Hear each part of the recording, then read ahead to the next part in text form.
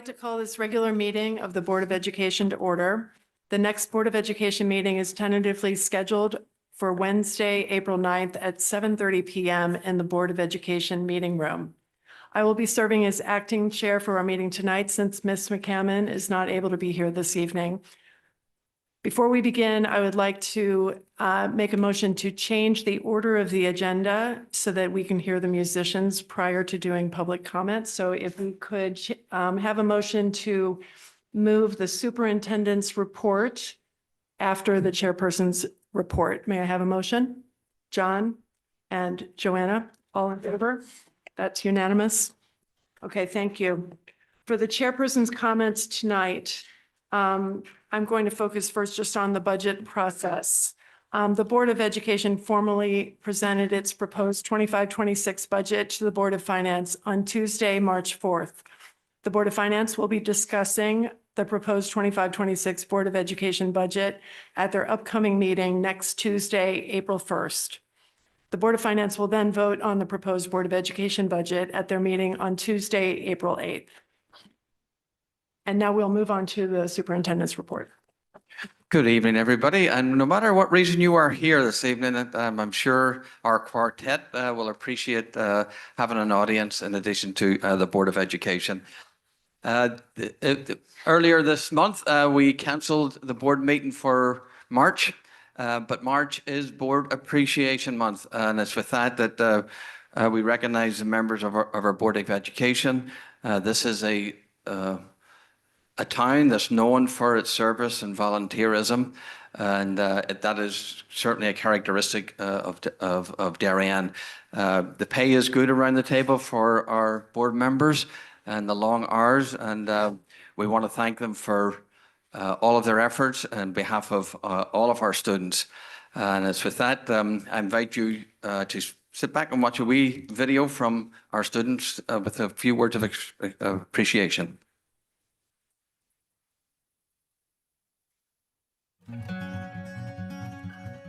Thank you, Board of Education, for all the fun field trips. Thank you, Board of Education, for all the nice teachers.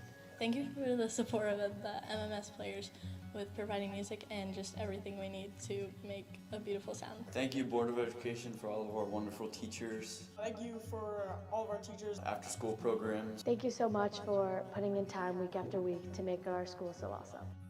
Thank you, Board of Education, for supporting the sports and all you do for us. Thank you.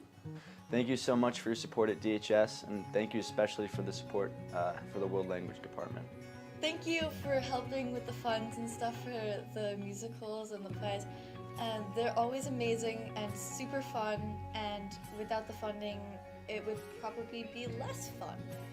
Thank you, Board, for supporting the art department and providing all the materials and useful tools that we can use to make art and do what we love. Thank you for the construction to make a new part of the building. Thank you, Board of Education, for all the books we have. Board of Education, I just want to say thank you so much for being there and helping out the schools and making it a better learning system for us. Thank you, Mom, especially for putting in that time and work, and you're really just doing it for the better of the people. And I just want to say thank you so much to everybody. Thank you to the Board of Education for supporting the Tech Ed Department and allowing us to buy all the tools and equipment we need to build things like the rocket engine that I work on here. It's really cool that we can do stuff like that. Thank you for the Board of Education for all the music programs. Thank you for your support of Theater 308 and giving us the tools and people to put on our productions all year round. Thank you, Board of Education, for everything.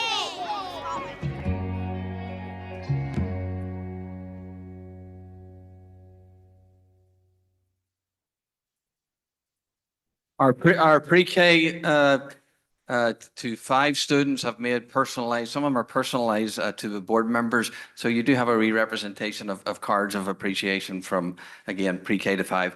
Thank you to our quartet. It does have a wee bit of an Irish theme because it was closer to St. Patrick's Day when this was actually meant to happen. But they are going to play their rendition. I hope you enjoy it. Thank you to Titi, Sophie, and Ronan, and certainly their teacher, Mr. Cruz here, who's a strings teacher over at the middle school, and also for Colleen Thompson behind you. They've come a couple of times, this quartet, or variations of it. So we thank you for coming and in music, playing a few words of appreciation for the Board of Education. Thank you so much. Thank you.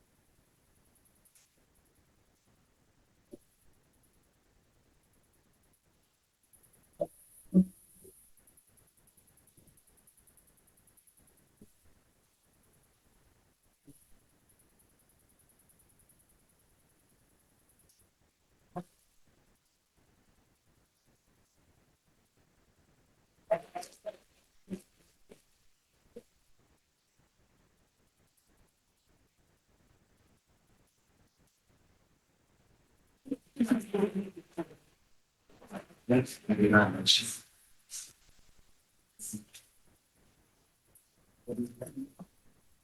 Great job, everybody. Thank you so much.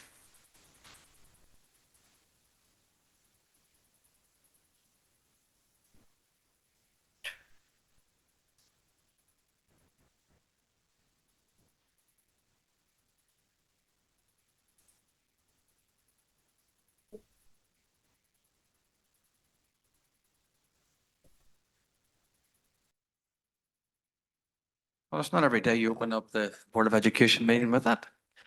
We have a lot of celebrations to do. So congratulations to the cast and crew of Les Mis. I'm sure you have enjoyed that. To our diving class L champion, Jake Simon. The Fair West Championship winning girls squash team and our state boys and girls hockey teams. Congratulations to them.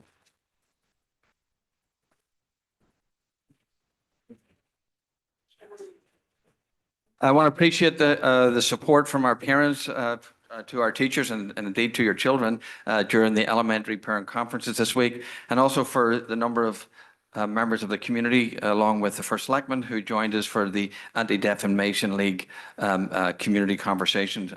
Very much appreciate your presence.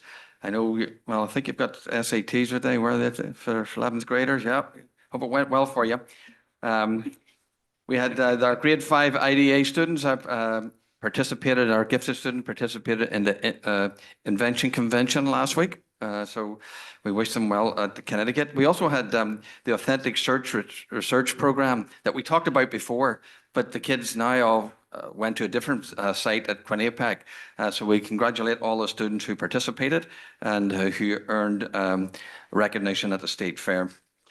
The elementary schools have Hatch for Hope on Thursday, raising fund for the Tammy Fund, which is the battling cancer at Yale New Haven.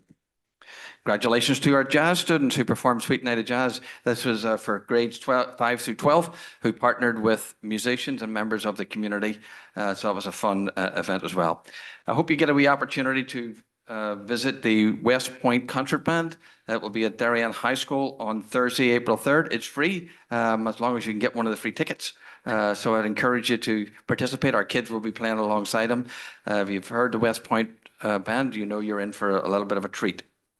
The Darien Public Schools Town-wide Art Show is kicking off April 1st, and that will be displayed at the Town Hall and the library. So during the month of April, if you get a wee chance to stop by one of those particular venues.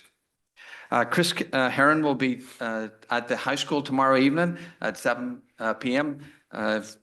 Many of you probably sitting here will be there, so I encourage you to come. Chris has spoken to millions of students across the nation with the goal of honest discussions about addiction and making positive difference in your life. Thank you to our partnerships, which is the Community Fund, Thriving Youth, Wave Strong, Blue Wave Boosters, Darien Depot, the Darien Library, YMCA, and the YWCA. Thank you for co-sponsoring the event. The 24-25 school calendar has been slightly revised just to reflect the high school PLC day for the prom is moved to May 2nd. The May date was moved to May 2nd. That's just a late arrival. April 8th meeting will be rescheduled to April 9th, potentially. We'll have a wee discussion about that tonight if the board members are free for that, because April 8th is the Board of Finance will be having the discussion about the budget on that particular night. And at this point, we do not need a facilities meeting on Friday unless people feel otherwise. Thank you. Okay, now we will move on to public comment. Good evening. Sorry. Good evening. If anybody in person or online would like to participate in public comment, please approach the podium and wait to be recognized, or use the raised hand icon if you're online. Please note that you will have up to 3 minutes to comment, and please state your name and address for the record once recognized.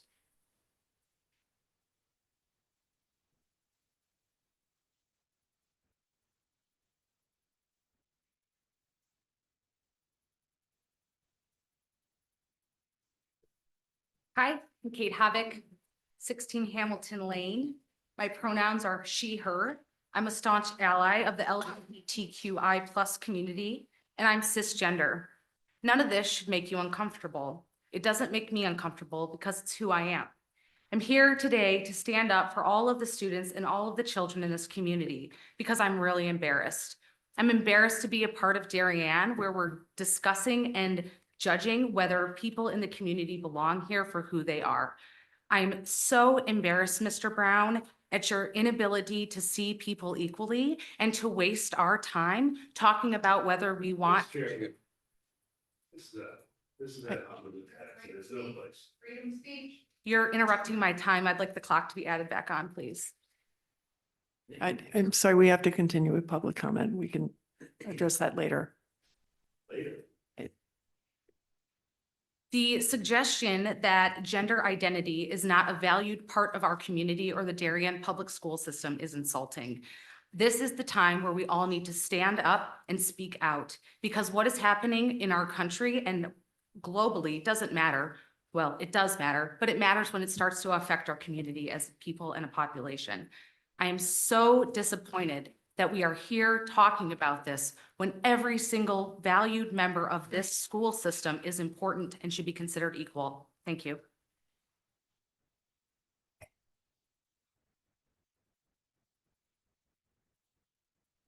Hi, Dan Guller, he, him, 10 Walmsley Road. The 2023 Thriving Youth Task Force survey found that 17% of our local teens reported being bullied at school.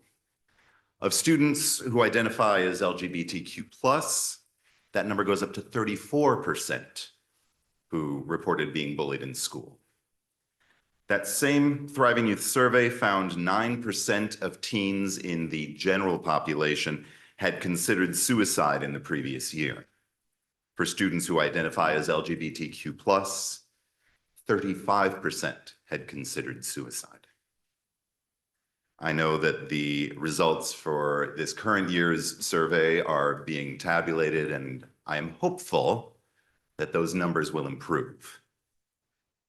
Protecting certain groups of at-risk students doesn't make your child any less special, less brilliant, less of a prodigy at whatever their thing is. It merely recognizes that some kids are more vulnerable than others, and that we are doing something about it. If the federal government told us to stop protecting Jewish kids, would we? What about kids with addiction issues or children who are living in poverty? Which at-risk group are you willing to cast aside? The Trevor Project found that the suicide attempt rate by LGBTQ youth in communities viewed as very unaccepting of them was 21%. In very accepting communities, that number drops to 8%. I'm going to repeat that in case anyone wasn't paying attention.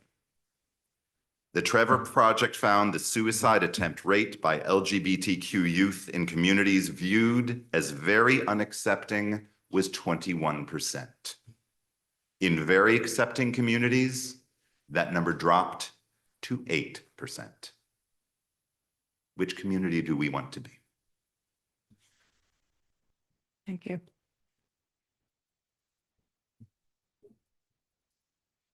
My name is Rebecca Relier. I live at 6 Ridgeview Avenue. I went to a middle school and a high school where sexual harassment was common.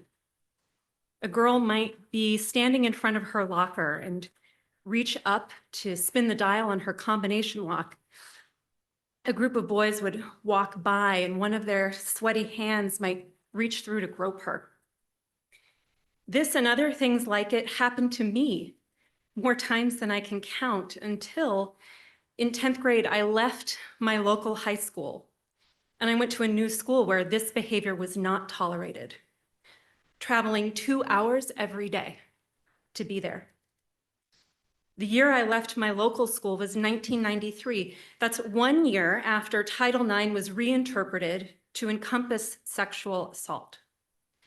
But I hadn't heard about this, and I didn't know that I had a right to a learning environment free of harassment. I didn't know. I'm asking the board to adopt the Connecticut Title IX protected classes so that all students in Darien schools, including those whose gender identity and expression is different from their peers, will know. Thank you.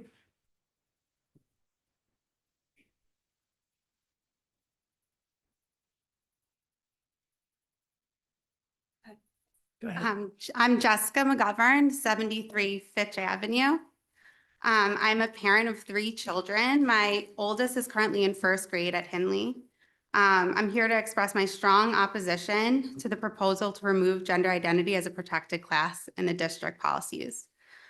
A decision to remove gender identity as a protected class within our school district sexual harassment and discrimination policies would not only undermine the progress the district has made in promoting inclusivity and equality, but also harm students who are already vulnerable and in need of support and protection. As Dan went through in the Thriving Youth survey from 2023, we know that our students in our school in the LGBTQ+ community are already facing higher risks of bullying, harassment, and mental health challenges. They deserve to feel and know they are supported and safe in our district. Gender Identity is a fundamental aspect of who a person is, and recognizing gender identity as a protected class is crucial in fostering an environment where all students, regardless of their gender identity, feel safe, valued, and respected.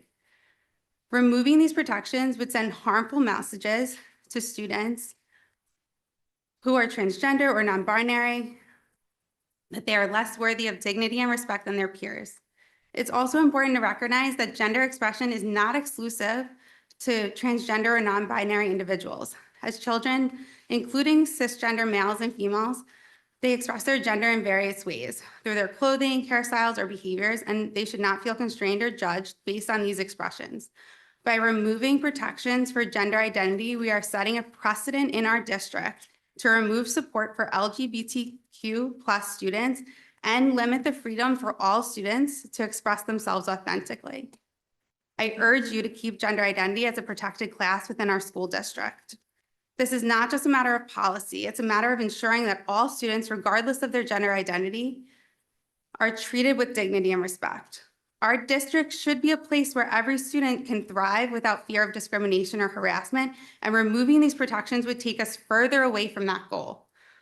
I hope Darien School District can continue to stand for inclusivity and safety and foster a school culture where students feel safer, more accepted, and empowered to thrive. Thank you. Thank you.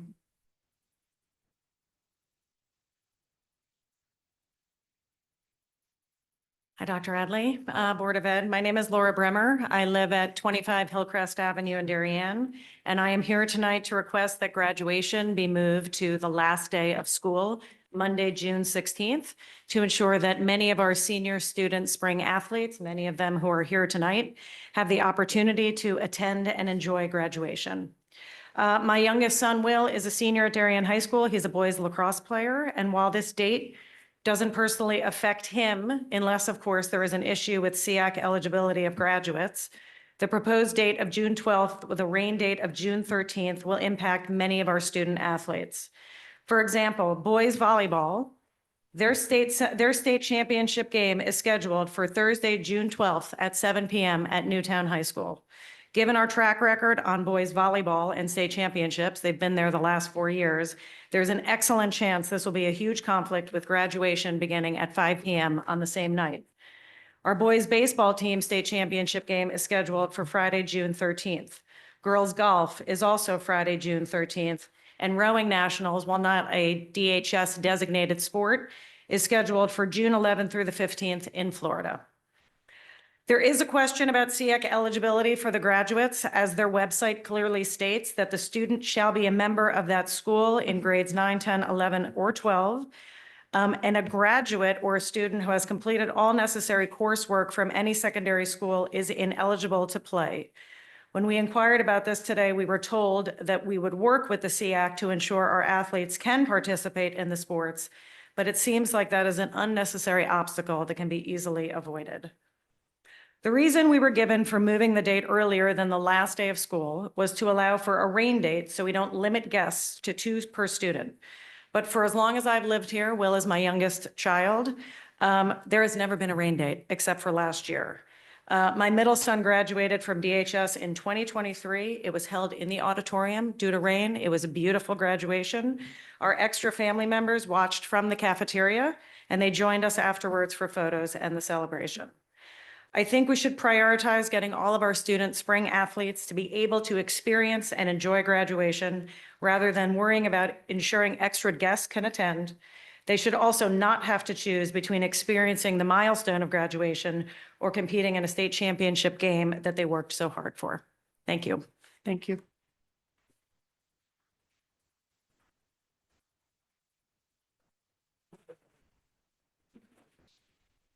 Hello, my name is Annabelle Adams. I live at 11 Point of Woods Road. I'm Hope Hapgood, 27 Point of Woods Road South. I'm Sophie Haas. I live at 45 Jakers Road. We are here today as representatives and captains of the Darien Girls Lacrosse team to respectfully request that you reconsider the date of our high school graduation. Darien Girls Lacrosse has a long, successful history in Connecticut athletics. In 30 seasons, we have secured 19 state championships. In the past 20 years, we have missed the state finals only 3 times. The current graduation date is set for June 12th, which creates a major conflict for our team as the state championship is set for Saturday, June 14th. The girls lacrosse team is not the only team that's being affected by this current graduation date. Boys lacrosse state finals are June 14th, baseball's the 14th and 13th, softball's the 14th, boys golf is the 13th, girls golf is the 14th, and boys volleyball is the 12th, and rowing nationals are the 15th through the 11th. The days leading up to the state finals are critical for preparation, both mentally and physically. This scheduling conflicts not only affects our seniors, but the entire team of 30+ players who have worked all year for this opportunity. Our graduation is a milestone event that we want to fully celebrate, but the current timing of it would make for an overwhelming end of the year. It would not only impact our performance in athletics, but also take away from a defining moment in our high school experience. The current graduation day impedes our ability to celebrate the culmination of our academic and athletic careers as a community. We understand the challenges of scheduling, but we ask for your consideration in adjusting the date to Monday, June 16th, so that our student athletes can fully participate, focus, and enjoy our graduation. An accomplishment that we have all worked so hard for. Thank you for your time and your consideration. Thank you. Excuse me, I'm sorry, we have to just limit the applause, please, during public comment, because we have many people that want to speak. Thank you. Hi, my name is Mark McNamara, 69 St. Nicholas Road. Will Bremer, 25 Hillcrest Avenue. Declan Petta, 22 Great Hill Road. George Persinger, 42 Rogaton Road.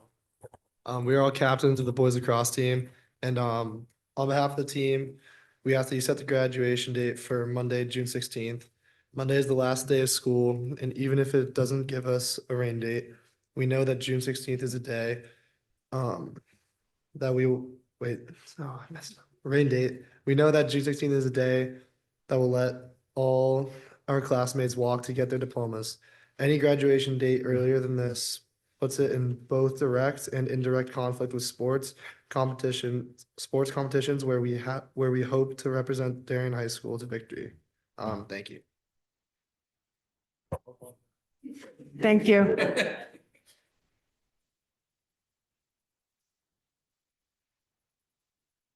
Hello, my name is Kara Smith. I live on 9 Bates Farm Lane.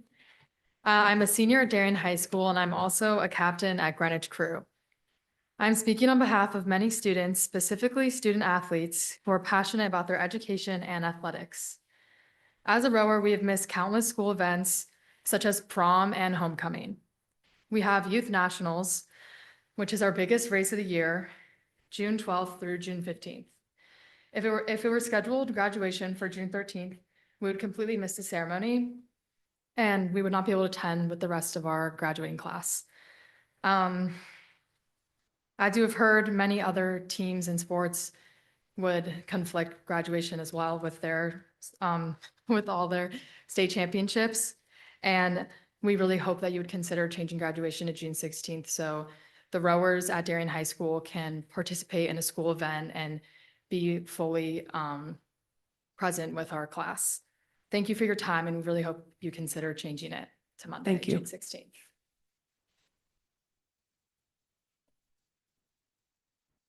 Hello, my name is Elisa Persinger. I live at 42 Rocaton Road. First of all, thank you to the board for all of your hard work and time in supporting our students. We appreciate your efforts. I'm here to express my concern regarding the graduation date that has been recommended by DHS, which conflicts with the SEAC events planned for the week of June 9th. It's disheartening to see during what should be a moment of celebration for all of our seniors. A choice is being forced upon our student athletes between representing the school in the biggest game of the year or walking in their own graduation. The school has chosen to prioritize a rain date and the convenience of the extended family's attendance over the very students the celebration is meant to honor.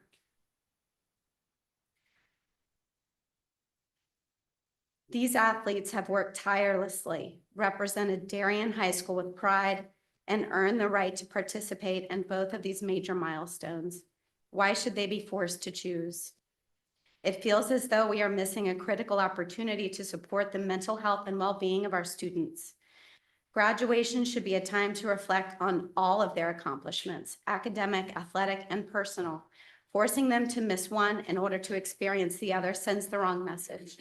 I urge you to reconsider this decision and find a solution that allows these students to be fully celebrated for everything that they have achieved. They deserve that much from the community and the school they've given so much to. Thank you for your time. Thank you.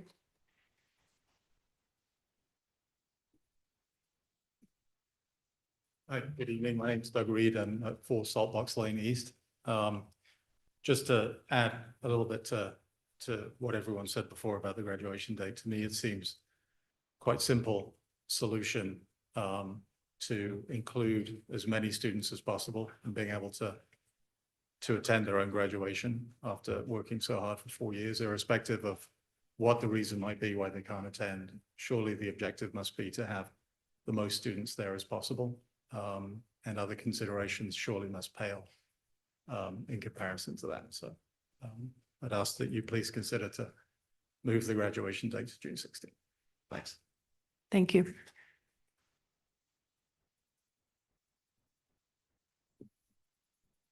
Is there anybody else in person who would like to participate?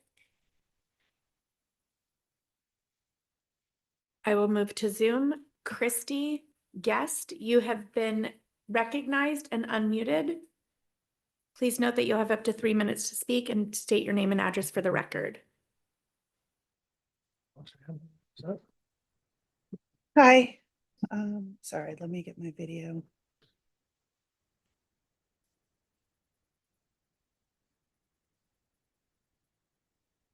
Good evening. My name is Christy O'Hagan, 88 Old Kings Highway South.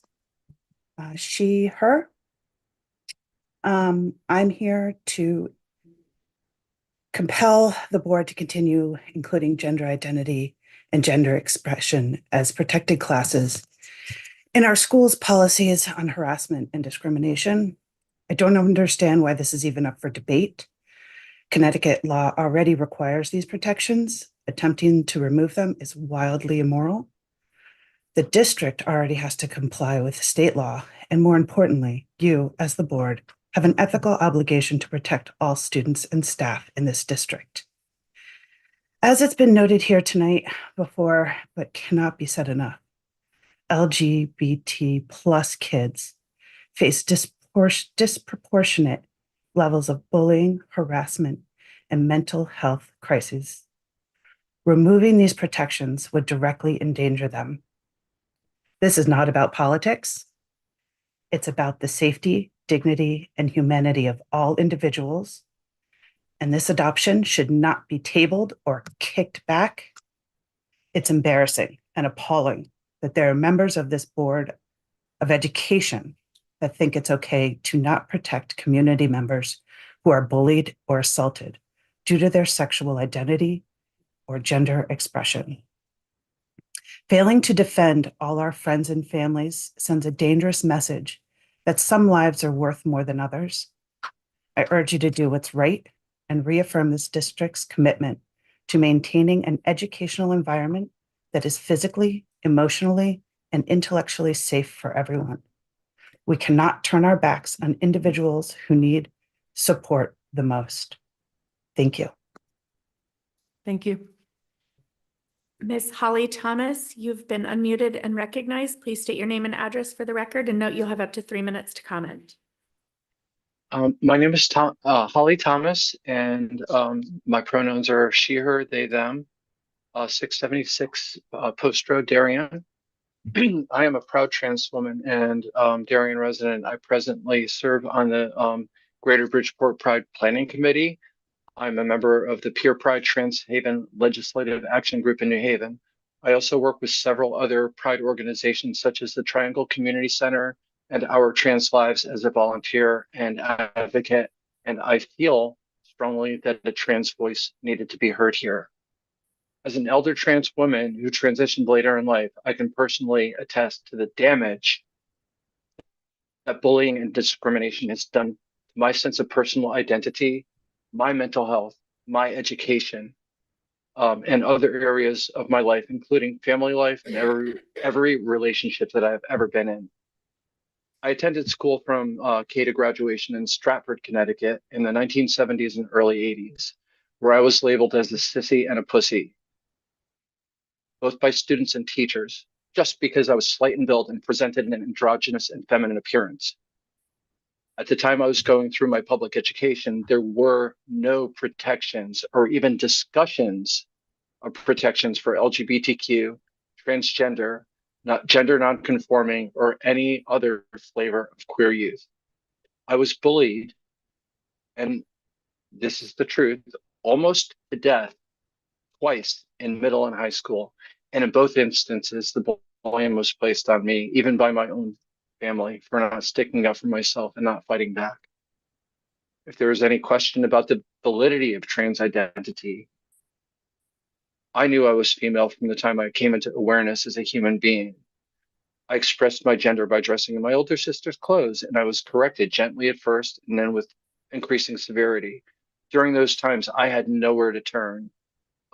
There was no support or visibility, and I felt like a unique freak. I couldn't tell friends, teachers, clergy, family, anyone about the constant pain and struggle I went through.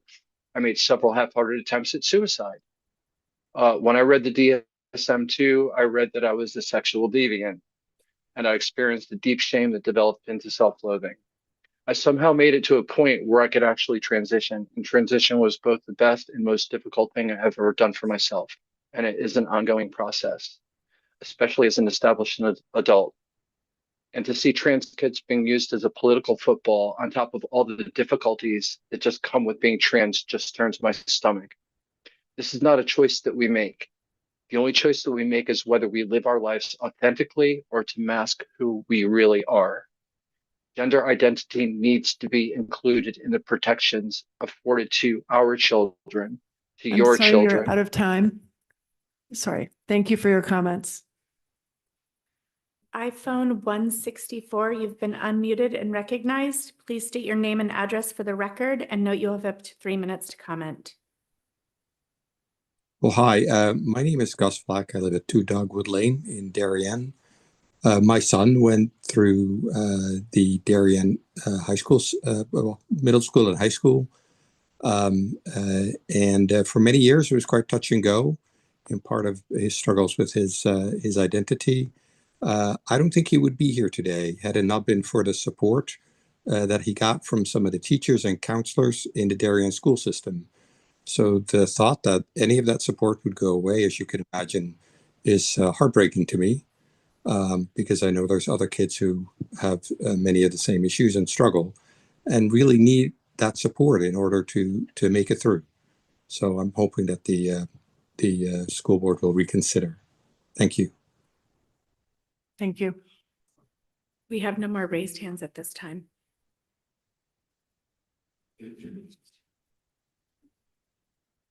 Okay, now we'll move on to the approval of minutes.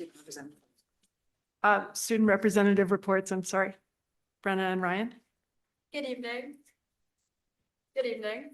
As we move towards the end of our third quarter, we just want to, again, repeat our congratulations to the cast of Les Mis, our girls and boys hockey team and squash team, and all of our winter athletics for their successful seasons and teamwork and camaraderie shown across the board. Seniors, we just had our 100-day dinner. It was a great success. We want to thank everyone on our planning committee and our administration for organizing such a wonderful night. Our bonfire has been postponed to, I believe it's April 5th. So do keep your eyes peeled for this community building event. And our senior internships are officially finalized and set to begin on May 16th. Yeah, just building off what Brenna said, congratulations to Jake Simon and boys swim and dive for winning gold this week. Along with that, our juniors had their SATs today, so hoping for some good scores from them and just carried on through the rest of the third quarter and the final part of the year. Thank you. We'll move on to approval of minutes. May I have a motion to approve the following minutes of the special and regular meetings held on February 25th, 2025. May I have a motion? Sorry. Just there's a typo. Oh, sorry, where? Page 6 or page 1, the bottom. It says Mr. Walsh. Sorry. Hey there. May I have a motion to approve the minutes as amended? Thank you. You can hear me? Joanna, may I have a second? Okay. Sarah, all in favor? That's unanimous. I do want to make a comment, just in the future, any public comments should not be singling out individual board members by name, just as a matter of courtesy, but thank you everyone for your comments tonight. Now we'll proceed to board committee reports. Sarah, we had a curriculum committee Yeah, meeting. we had a curriculum committee meeting. Again, we were talking about the K-3 literacy. We'll continue to keep talking about that next month. Our next meeting is, I want to say April, I should have been from April 2nd. Thank you. We're getting the home stretch with that. Okay, finance committee update. And we had a finance committee meeting last Thursday, and we'll be discussing that as items D and E in this evening's agenda. And policy committee update. So the policy subcommittee met and we have some proposed rules from Shipman, and we'll discuss later on the agenda. They're up for first read. Thank you. We'll move on now to item 8, the mental health and wellness update with Dr. Dad.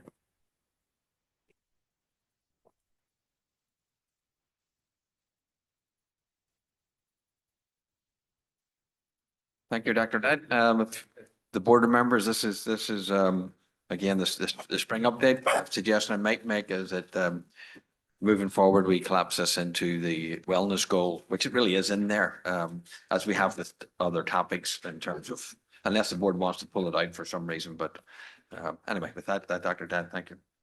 Great. Well, thank you very much. I'm happy to provide this spring update. Much of what I'll be discussing connects to previous presentations, including if you remember, in September, we had Amanda Weitzel from the National School Climate Center come and discuss the results of our survey. And then again in December, myself and Dr. Principal Demoulas presented on Teen Talk and its progress at the middle school. So we'll touch upon some of those and some additional information. So when we think about mental health, I think it is really important to remember how integral it is to every part of our being, including our learning. It really encompasses our emotional, psychological, and social well-being. How we think, how we feel, how we act, how we cope with challenges.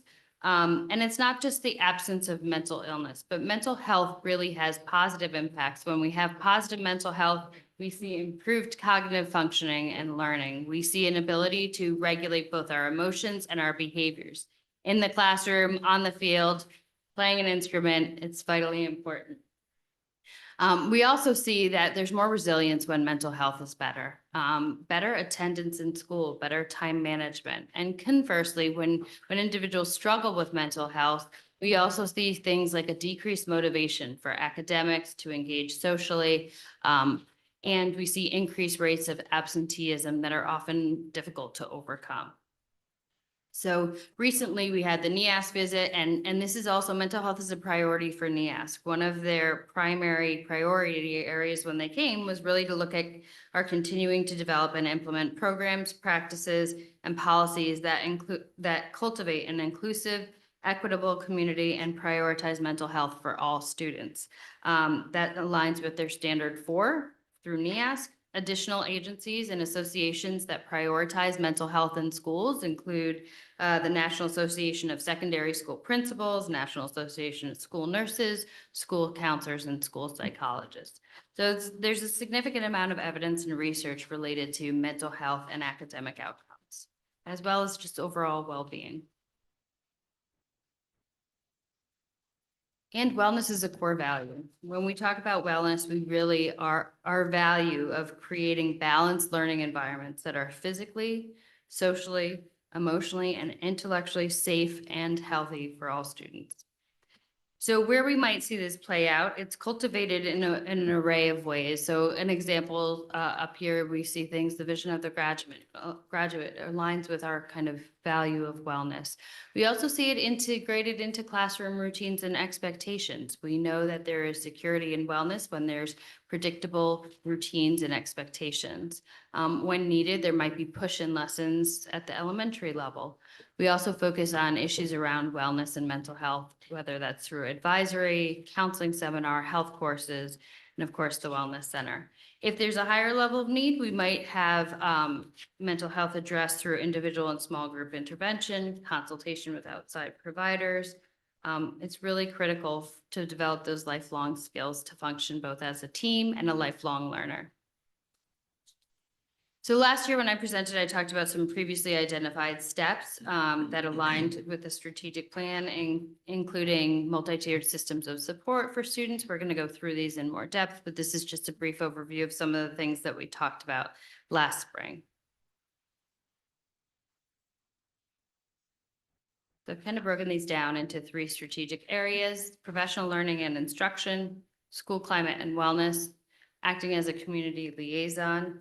And underlying all of these and all of this work is ongoing data collection and alignment with both board policy and statute compliance through the state.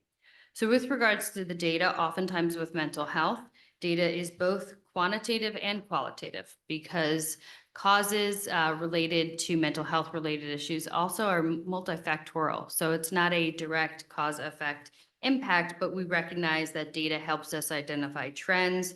But then we also have to include individual variables, whether that's natural developmental variability, attribution difficulties, complexity of measurement, and external factors that all play into mental health. So as we move forward in our work, consistent with board goals, we'll continue to discuss and identify which data is most relevant to professional learning and instruction, school climate and wellness, and community liaison. While I won't go through all the data in the appendix, I had some samples of data so you can see the type of data that we look at when we're looking at these different activities.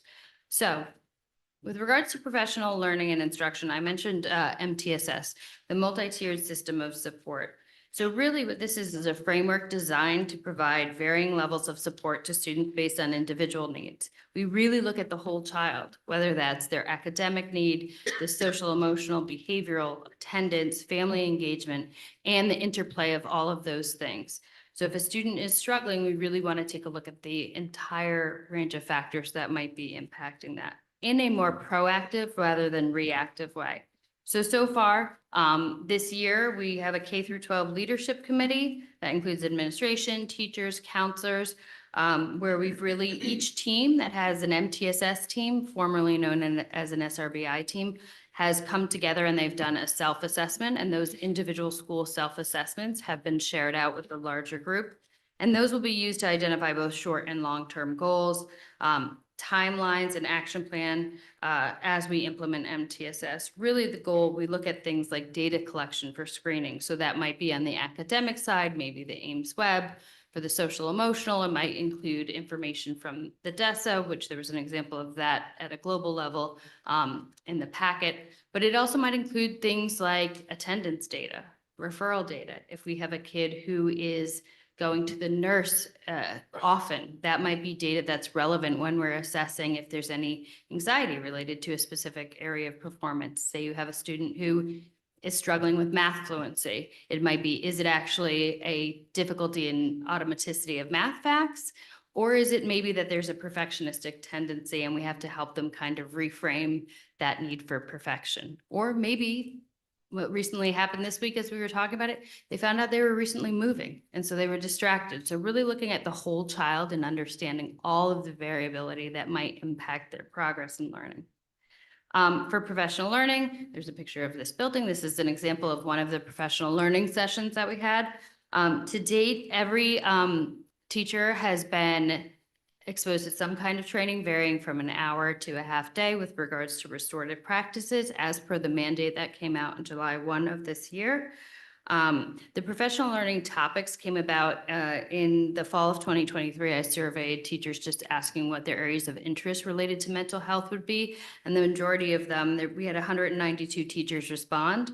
And they said that they would like meaningful PD around behavioral principles in the classroom and in-class emotion regulation strategies. So you'll see that aligns with some of the professional learning. So for example, the strategies to help regulate emotions, that was professional learning that was done for all paraeducators, special education aides, and elementary occupational therapists during election day. additional dialectical behavioral principles and strategies. Through our summer mental health grant, I was able to offer those strategies to a group of teachers. And then we also we're responsive to the professional learning needs based on trends that we see. And our most recent professional learning, Dr. McCarthy and I presented on school refusal, both the conceptualization and effective interventions and current best practices. And that was done with our counselors, some administrators from the high school, and all of the school psychologists. We continue to reinforce that through our professional learning communities and ongoing consultation. There's also some data related. We just do check out kind of formative evaluations at the end of professional learning to see what they learned, what they want to know more about, how effective it was for them. So also following with professional learning and instruction, we talk about social emotional learning, which is really the core components of social emotional learning. I realize there's a typo. It's not responsible decision making, it's making. But the core components are self-awareness and self-management, responsible decision-making, relationship skills, and social awareness. Essentially, this is a toolbox of strategies that support learning. It supports kids' ability to access their curriculum through their own self-awareness, right? I just read something 3 times, I'm not following it, I need to be more mindful. Self-management, I have to understand the steps it takes for me to complete my work. And then there's also other components related to responsible decision-making, relationships, and social awareness. So just as an example, one of that picture you have up there was one of the teacher groups when we had done some of the professional learning, just thought about how they could use some of the strategies in their classroom. So it might be something like mindfulness breaks to re-regulate. But it might also be just building class relationships, creating more opportunities for that social awareness and relationships. I know we've talked about this before, but we have the school doctoral internship, which is a really unique and exciting opportunity insofar as highly qualified candidates from across the country, many who are already working in some capacity. We had interviewed one that had been working for 8 years as an MTSS coach, but really it's comparable to the medical match process where they submit their top 3 choices and then we submit our top 3 choices. It's a unique opportunity to provide additional support, not only to our mental health staff, but they also bring with them a level of expertise around things like data as they're completing doctoral dissertations. And again, it also we work with a consortium of other programs so that they've also offered professional learning in reciprocity to that we offer.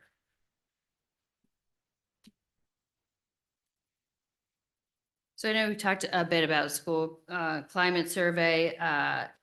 The state had put out in February, they actually released their version of a model climate policy. So for next year, we'll actually implement what exactly that looks like. Those are the 5 domains. And while we don't have it yet, as we administer the school climate survey over years, you can see the example at the bottom where it shows model of year-over-year data. So you can see trends in the data in different domains.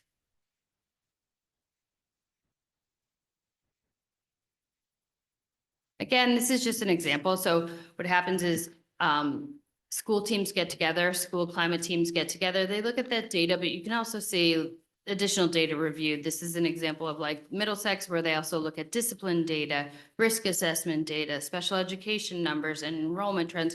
They look at different data that's relevant to the domains. And then from there, they take that information and they identify priorities related to school climate improvement.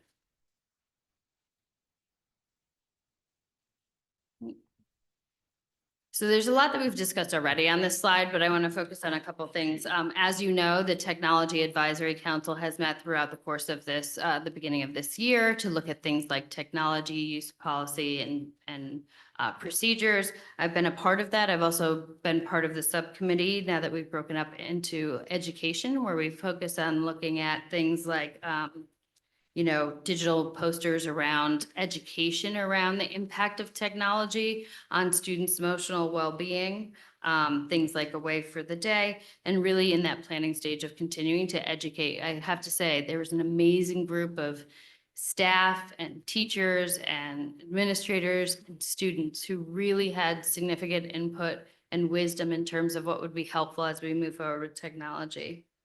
I'm excited. So Sources of Strength, we've talked about, even I think it predates my arrival here, but Sources of Strength is a peer-to-peer based, strength-focused group where we basically try and empower youth to be in a more resilient, strength-focused approach to suicide prevention.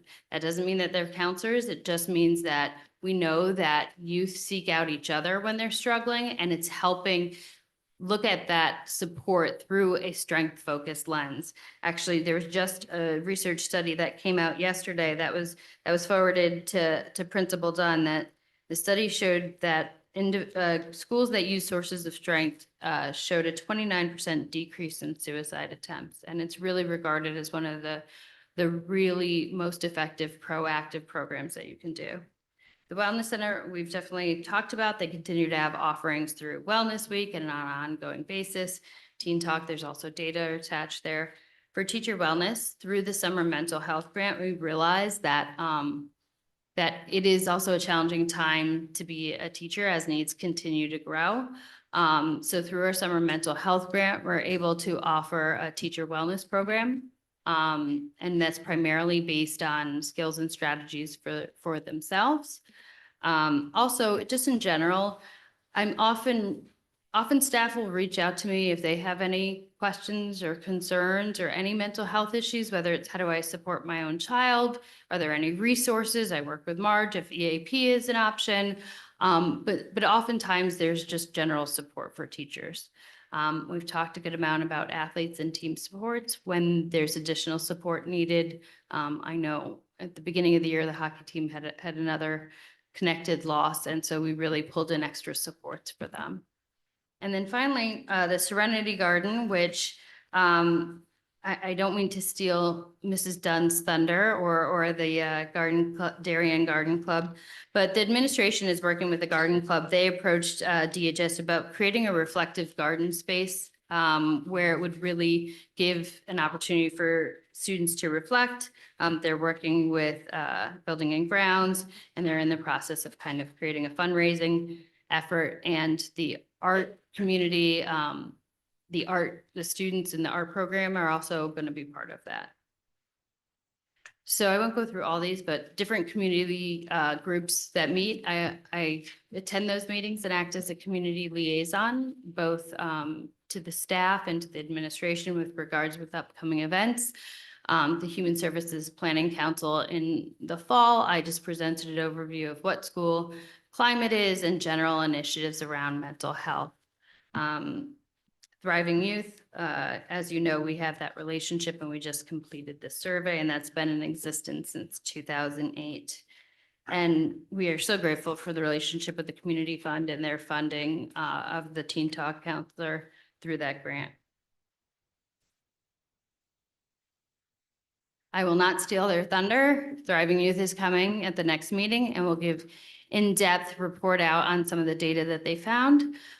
It was administered in February of this year. I think the response rates were higher than they had been in the past, we changed when we actually gave it at the high school, which there was some positive kind of impact around that. I remember, Brenna, you said, having a place and understanding the importance of it might be helpful. So we administered it in health classes this year. Overall, we're seeing a lot of positive trends through the school. There's an increased connection to trusted adults, which is such an important factor when we consider resilience. There's also increased awareness of available support. So I think that's important, even when we think about, even if students don't necessarily go in and ask the Wellness Center or the Teen Talk Counselor, they know that it's a priority and it's available to them if needed. We've seen a slight decrease in anxiety and depression as well. And overall, I think within the community, there seems to be, a persistent concern around underage drinking. And aligned with the technology, we see that students have mixed emotions about spending time on their phone. Sometimes they feel positive, sometimes they feel less well than when they got on their phones, and sometimes it's both. New this year, I had applied and worked with a group in order to get a grant called Hope to Healing Grant. So this is a suicide prevention grant that really looks at aligning what is happening within the community with what's happening in the schools. So every 3 years, they'll award up to $10,000. Right now, we just did a self-study, but also some of the trainings that we've had in the past, whether that's QPR, the Columbia Suicide Severity Scale, Signs of Suicide, they will all help as we assess where our needs are and if there's any gaps. And when we look at things at policy revision, they'll also help with best practices around that.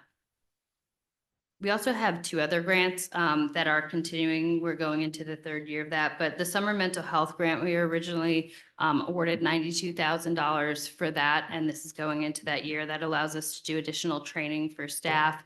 And we're hoping that in the summer, we can also do more directly with students.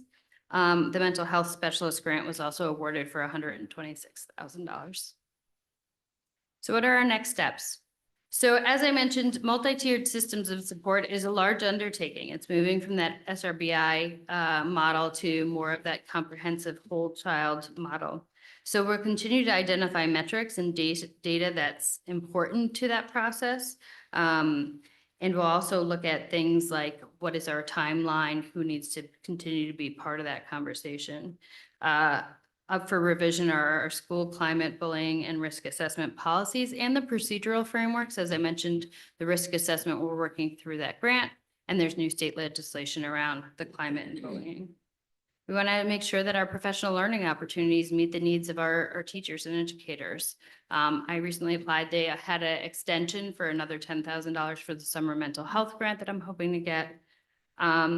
And then continuing to review and revise instructional supports and curriculum for classroom climate, social emotional wellness. So that might mean really looking at what we're already doing to support the learning and working with the teachers, the counselors, the staff that help support learning. And then we continue to have family engagement. So we've had several conversations. We had one at the middle school around the anxious generation recently.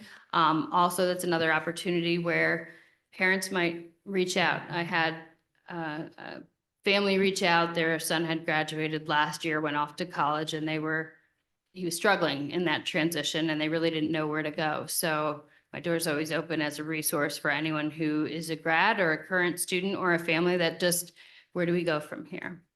So on that note, I will not go through the appendices, but I'm happy to take any questions.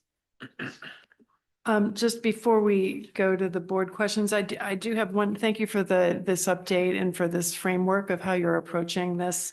As the board has had the development of the strategic plan, and goal number 2 is wellness and mental health.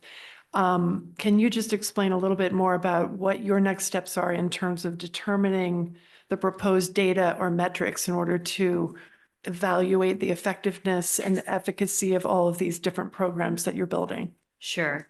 So I think part of it is that MTSS team is going to sit and look at like what are our benchmarks and what data might be most helpful. I think we can use things like the data, like the DESA, but there might also be measures that are also unique to a child, right? We might really want to look at data that is specific to school attendance or visits to the nurses, like I said. So I think the DESA as part of the larger MTSS framework. However, I think once we get together as a team, there might be other pieces of data that might come up. So I think the first step is identifying that data.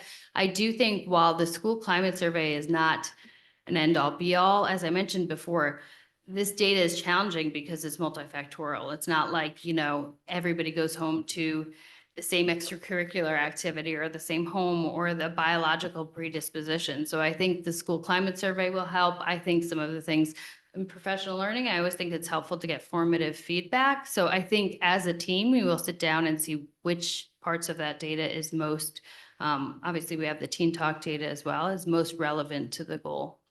So it's in conversation. Okay, and then an output, because we get the strategic updates on a quarterly basis and the data, ideally, we would be able to get those kind of metrics alongside of that once you've developed or decided which would be the most appropriate or in conjunction with your updates. Yeah. I think so. It depends on the timing of when, Right. when the data is administered. So for example, Understood. yeah, Okay. so that it'll be aligned with that. Okay, thank you. Are there board questions? Katie? Thank you. Thank you for this presentation. There are quite a bit of things that we have going on in the district. It's nice to see them together on one side. Did want to ask your thoughts on how we might be looking at student impact and some of the more practical day-to-day operations. And I want to be very clear that I'm not dismissing the value of these programs, but when you aggregate them, there are a lot of professional development for our staff and for our adults. There's a lot of kind of academic acronyms and programs in here. What are we doing to address the everyday student perception? We hear a lot about Darien High School being, you know, a wonderful opportunity, a wonderful place where students can really excel in so many things. And along with that, sometimes feel like a bit of a pressure cooker. There are so many smart, so many excellent students who are very high achieving. How do we counteract that so that students feel that they can miss a day of school if they are sick and have a fever without being backlogged for weeks? How do we, you know, mitigate some of the pressures that maybe are just the way that we've always done things? How are we looking kind of internally? And I don't expect to get into any specific conversations tonight. I more just want to pose the question for a higher level discussion and maybe for us to also kind of post-it note some of the specific things. Before the meeting started, you know, the discussions about the calendar came up like about midterms. Midterms happen in January after a 2-week holiday break. I can't even imagine having to do that as a student. So something like that. I'm curious how we look internally at some of our practices that might be contributing to stress levels of our students. Yeah, I appreciate that. And it is, I think it's a much larger conversation. And at the same time, I think this is where that qualitative information becomes really important. When we have things like students as part of our school climate meeting, or even the Technology Advisory Council, they give us a glimpse into what they're actually experiencing. So I think, you know, we have made some changes like with the reading days and kind of, you know, at the high school really being mindful of saying that balance is very important for your well-being, for your longevity as a learner, as a person. So I think there's continued conversations through whether that's school climate. Now, when we look at the data, we have that in our school climate where there's students available. I also think this is where areas like advisory and flex that really are meant to facilitate conversations among adults and students is where we get some really important information. So I think having more of those conversations and the fact that kids feel more able now to seek out support, whether that's through a counselor and teacher, I think that when we look at kind of that whole child, and even though I keep coming back to MTSS, part of it is taking that lens and pulling it back a little bit and looking at all of the factors that may contribute to that. So I'm optimistic that that will be part of the conversation too, as we move forward with that. Thank you. Brenna? I think just as a point of more qualitative information, I think the biggest structural support that we have for mental health and managing concerns like Mrs. Loveland had presented is the amazing adults that we have within our building. People like our school psychologists, people like Mrs. Phillips, people like Ms. Lopez, who are there to help us in those situations, who are there to guide us through not only those trying times, but our, as you were saying, Mrs. Loveland, our everyday life. Our everyday situations and challenges that we face, they are there at all times. I think we could increase their visibility within the building, but I think structurally they're there, they're here to stay. And I'm confident that they're, you know, our rock stars in our community and they're able to meet a lot of those needs. Thank you. I'm sure they will appreciate being rock stars. It's a great comment. Greg? Just a few follow-up questions. I guess first is sort of similar to what Robin was saying, just in terms of looking at the data and setting up a goal, it'd be really helpful to see like what are our goals as it relates to this. There's obviously a lot of time and resources being dedicated to it. And so having some objective that we've got in mind that we're working towards, I think would be helpful so that we all know like, all right, when are we getting close to it? When are we getting close to it and seeing how that evolves over time? I think that's the first thing. The second is, there's reference throughout the document related to review and revisions related to the curriculum. When will the board be able to see what those specific proposals are so that we have a chance to review them, iterate on them, provide feedback, and then ultimately approve those? So we have some time built into, Amy and I were just talking about this, into kind of curriculum revision. So some of the things like the advisory lessons, kind of going through them and kind of formalizing them and really working on that. We talked about ideally not doing it before the summer, but maybe some during the summer. I don't know if there's anything that you. And I would just add, well, we did write some nominal amount of funds into this FY26 budget for curriculum writing. Of course, we have to wait for the budget cycle to play out to see how we will prioritize. And when we go into June, when we know what that looks like, we'll be able to share what the curriculum priorities are for the summer and going into the next fiscal year. So at that point, we'll have a better idea of how we can update the board on whatever curriculum is updated in this specific area. And what we would do is first try to write that stage one, which would be, so if we're looking at school counseling, right? That's something that we need to think about with regard to student success plans and how students transition from especially middle school to high school and beyond. There would be specific counseling lessons, and those would be put onto EduPlanet. With advisory, there would still be a curriculum. Those stage one documents would be put onto EduPlanet as well. But the timeline is kind of hard to answer now based on where we are with the budget cycle.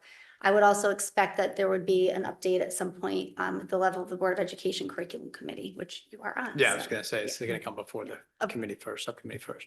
And then, but my last thing was sort of piggybacking off of what some of the things Katie was saying, which I agree with, is there anything being done like more preemptively as it relates to mental health? Just like, I don't know, some common knowledge things that help you with mental health, like regular exercise, having a good diet, finding a purpose in life, that sort of stuff. Like, what are we doing about making awareness of that and educating students as it relates to some of those things that they can just be doing on their own to make them stronger mentally?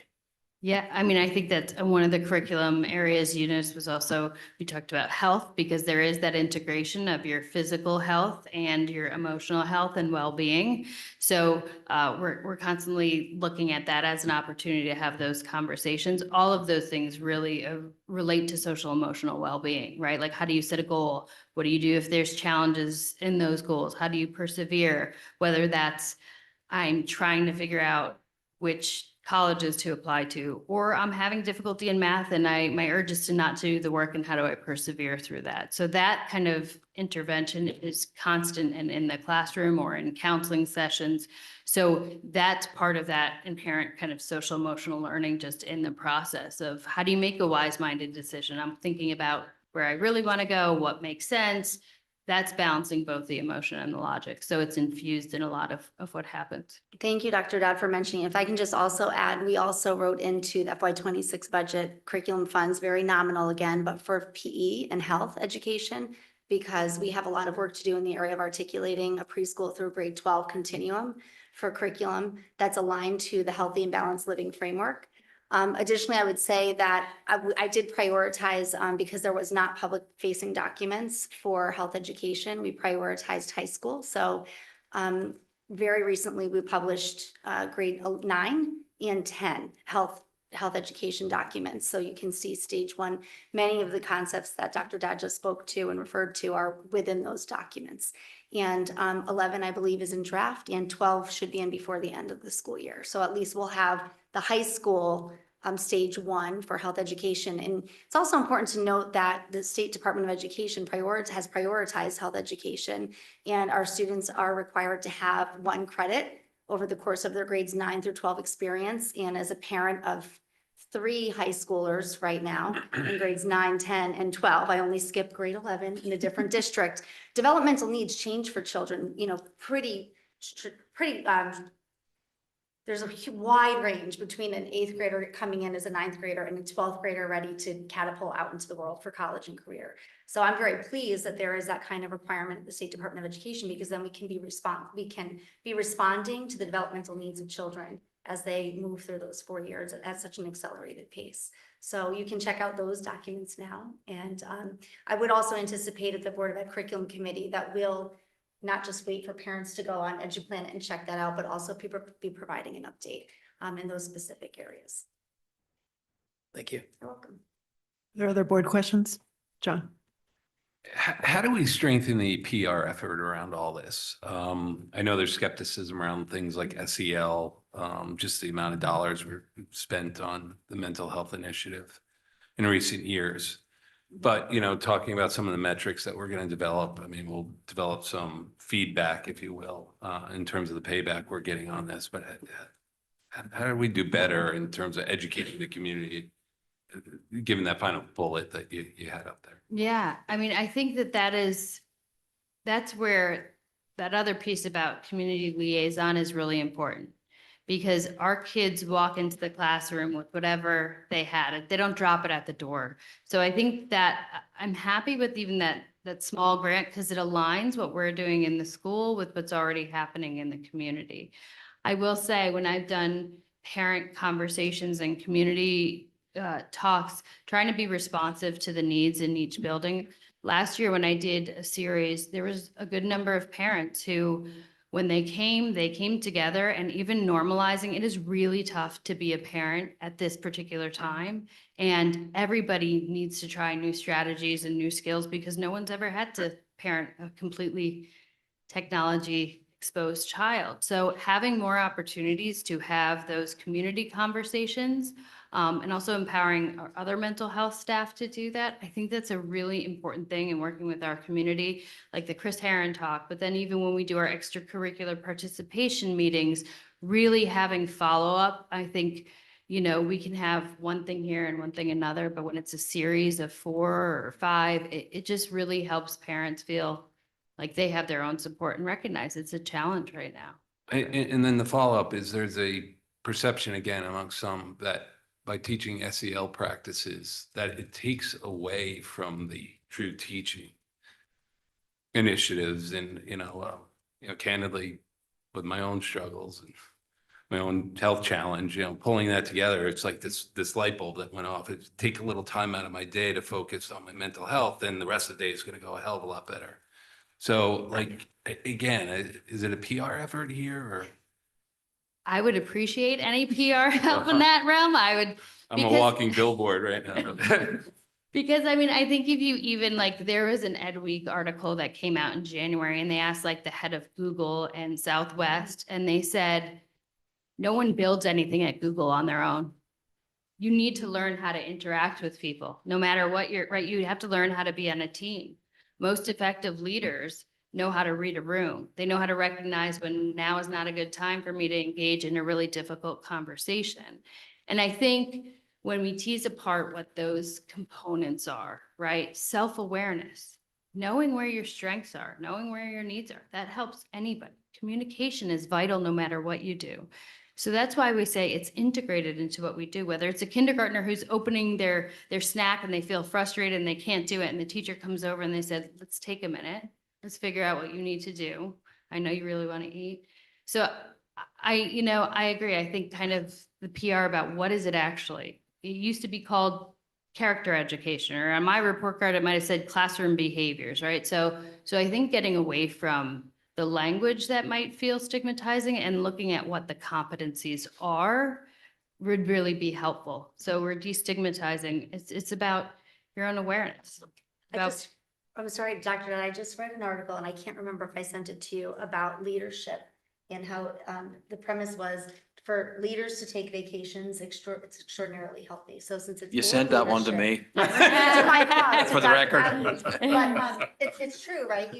You come back refreshed. The article spoke about how you might approach problem solving more creatively in your place of employment. But it's just, yeah, I think it's about the destigmatizing what it is really about and prioritizing wellness so that everybody can do their best. But we probably should be thinking more creatively about the PR piece. And as Dr. Dad said, we'd appreciate any PR reps out there with some advice. I hope that our students who sit here sense it a wee bit. I hope that the parents who are sitting around have had some exposure to this, be able to experience some of Dr. Dad's expertise actually. This board took a leadership stance on this matter way back a few years ago when we experienced some tragedy. Things just don't change overnight. But I want to say one of the things for PR is this lady standing right here. If you ask anybody around the Fairfield area in this particular arena who is most influential, professional expertise, Dr. Dad is the person. So it's not a one person thing because this is about everybody. We want all our kids to be loved and cared for, not just because they can get high grades. And it's just a work in progress, but I'm very, very proud of what this board has done and what this community is doing and how we're trying to support our kids, all our kids. And a lot of that work is attributable to Dr. Dad. If she had been coming here and had been a disaster, like that would not be a good PR. If you ask any staff member around the place, who's the go-to person for this or that around mental health, wellness, they will all talk about Dr. Dad. So thank you for the support of this for all our children, and it continues to be a work in progress, but I'm very confident that through balancing checks and I think as we start to look at things, we could be looking at screen time too, as an example, right? Alicia will lead us through some of those discussions as well as some of the social and emotional discussions. But anyway, what we say, what we do, what we don't do, or what we don't say is what all our kids are looking at around this particular. So I thank the board and the members of the community for your leadership and participation in this arena. Thank you. Thank you again Thank for you. your comments. Yes, thank you. So with no more questions, or is there a question? Mr. Brown, I'm sorry, Dave, I didn't see your hand. So Dr. Dad, I had a question, and this is not my own, it was brought to me by constituents. And the question was regarding DBT. I know we had a slide and they were talking about it. And the idea is that there seems to be some evidence and research out there that maybe just doing DBT alone, standalone in a classroom, may not be as effective as previously thought. Or we have any thoughts on the research there? Are we following that? And any thoughts of the validity or other ways of enhancing the program? Yes, I am familiar with that research, and essentially what happened too is they also had someone external come in and not really follow in terms of the modification of the delivery of that. So the methodology was not internal with ongoing support. It was a short abbreviated version of it. So there's also issues around dosage and evidence-based intervention to fidelity, which I think that was a concern within the community. Right now, we are not pushing into classrooms to do an organized program in the same way that that was executed. Thank you. Are there any more board questions? Okay, we will move on to the discussion of the establishing the graduation date for the high school. First, thank you to the members of the community who reached out today. Either I spoke to you or you wrote to me, and we had some communication about this particular topic. And the kids must have just come right up from practice to here, and just come out and got some late dinner. But thank them for participating. Like, let's just make something clear right away. No matter about the detail of this, we're not going to try and organize something where kids can't come to, right? We have the joint goal of bringing in together as many of our kids as possible. I will say a couple of things just as we look at this. The CIAC, this year it is a particularly unusual year, right? Where there's a significant number of games that has impacted a lot of districts, actually. There's a variety of districts, Ridgefield, we have got Staples, Eastern Reading that are having graduations Thursday, Friday type thing. And so it's affecting the way they've scheduled it this year for whatever reason. Yes, you could actually be graduated. It's going to happen to school districts. Yes, you could be graduated and you're going to play tomorrow. It's not ideal, right? But they have set it up that way and structured it that way. I will also say we've had discussions with CIAC about any games that are Thursday, Friday, that if we happen to get into the finals, I'm sure we will, right? Or maybe we won't, I don't know. But let's not jinx it. That's right. So Thursday or Friday, they will move those games if that's the case, right? So they'll push them back, potentially, I guess, push them back. We did know about the rowing. The ones on Saturday and Sunday, I'd say respectfully, I'm not as much concerned about because it's Saturday or Sunday, and we should be able to participate in those sports on Saturday, Sunday, regardless if it's graduation's Thursday, Friday, or Monday. But that being said, we want as many kids as possible to get to graduation. Yes, it was set up, last year was the first time we did the makeup day, particularly because we heard a lot of feedback the year before. Why can't you do like other school systems and have a rain day? That was the main reason that the feedback was given at the time.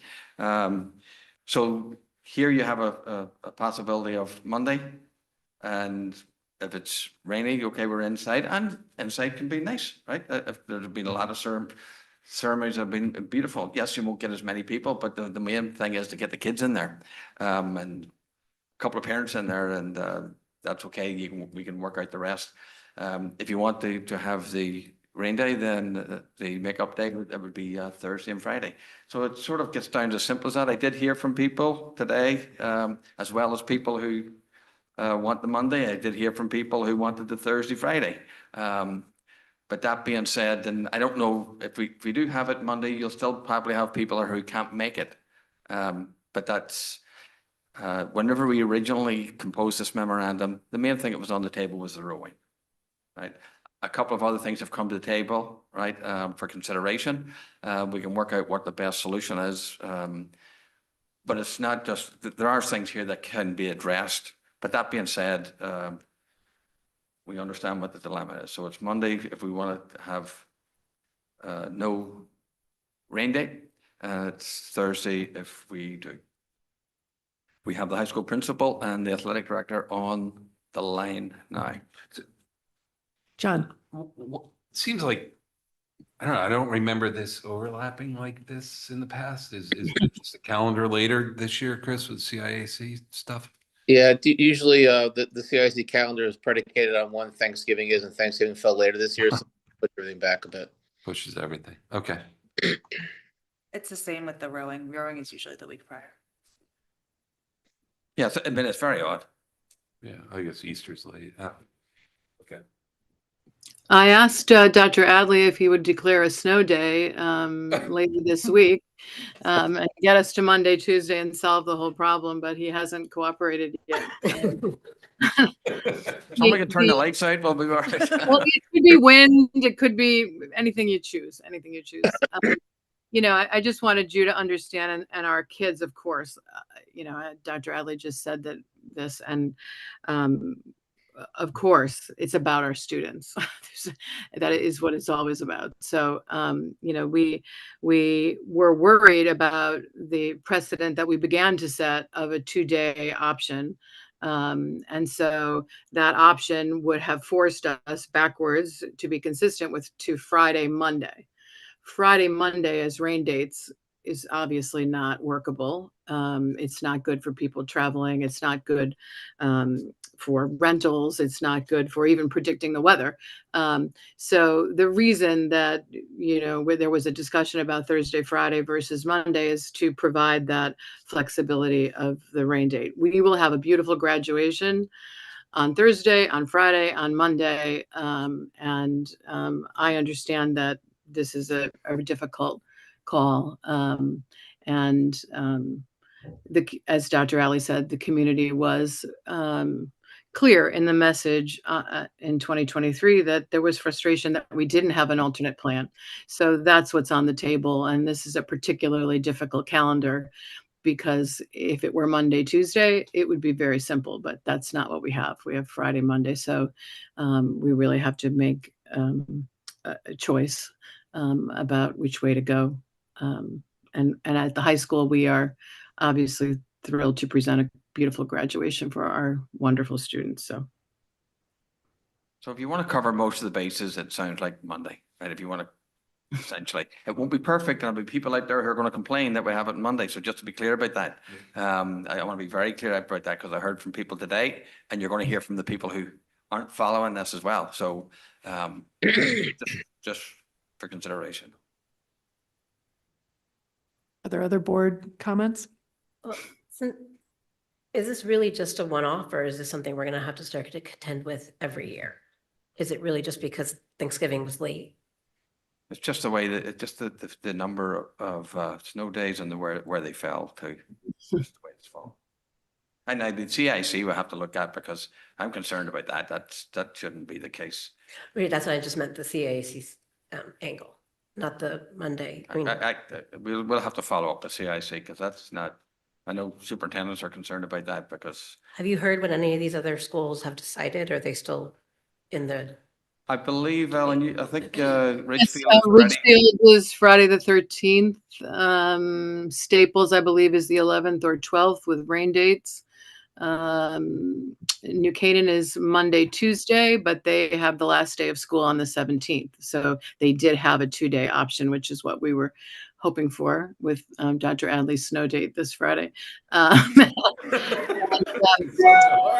so, you know, the people have committed, many districts decide the graduation date at the very beginning of the school year.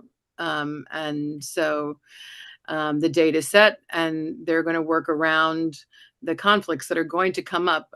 You know, there will be wonderful schools and many state championships who will have graduated or will have conflicts. And just like they do for us, we would help to create dates that their students would not have to miss their graduation. And I know that our schools partners would also do the same for us. The 16th obviously avoids all of that, and that's a plus around that, but it doesn't.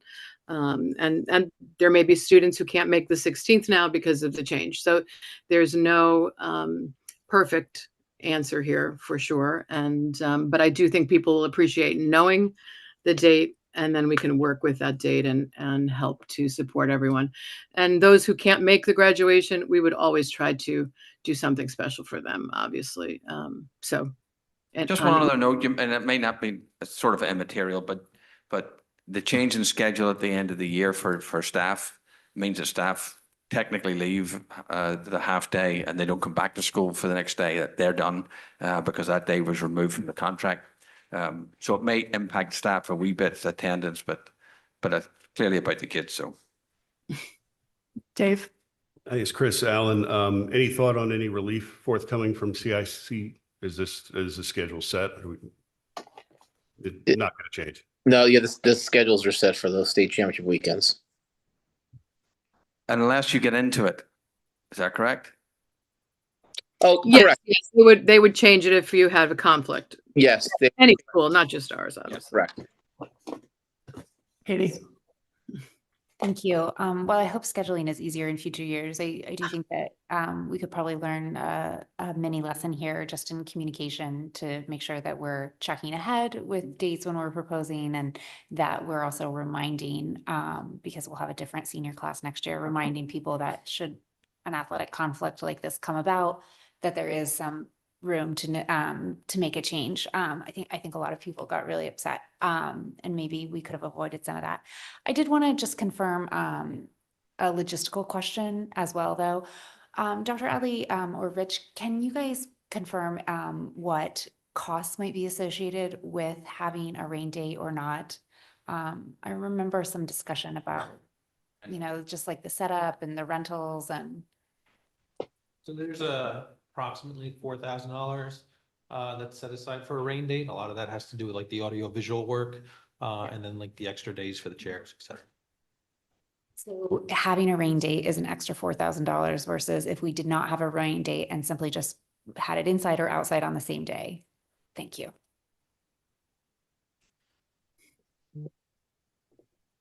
John?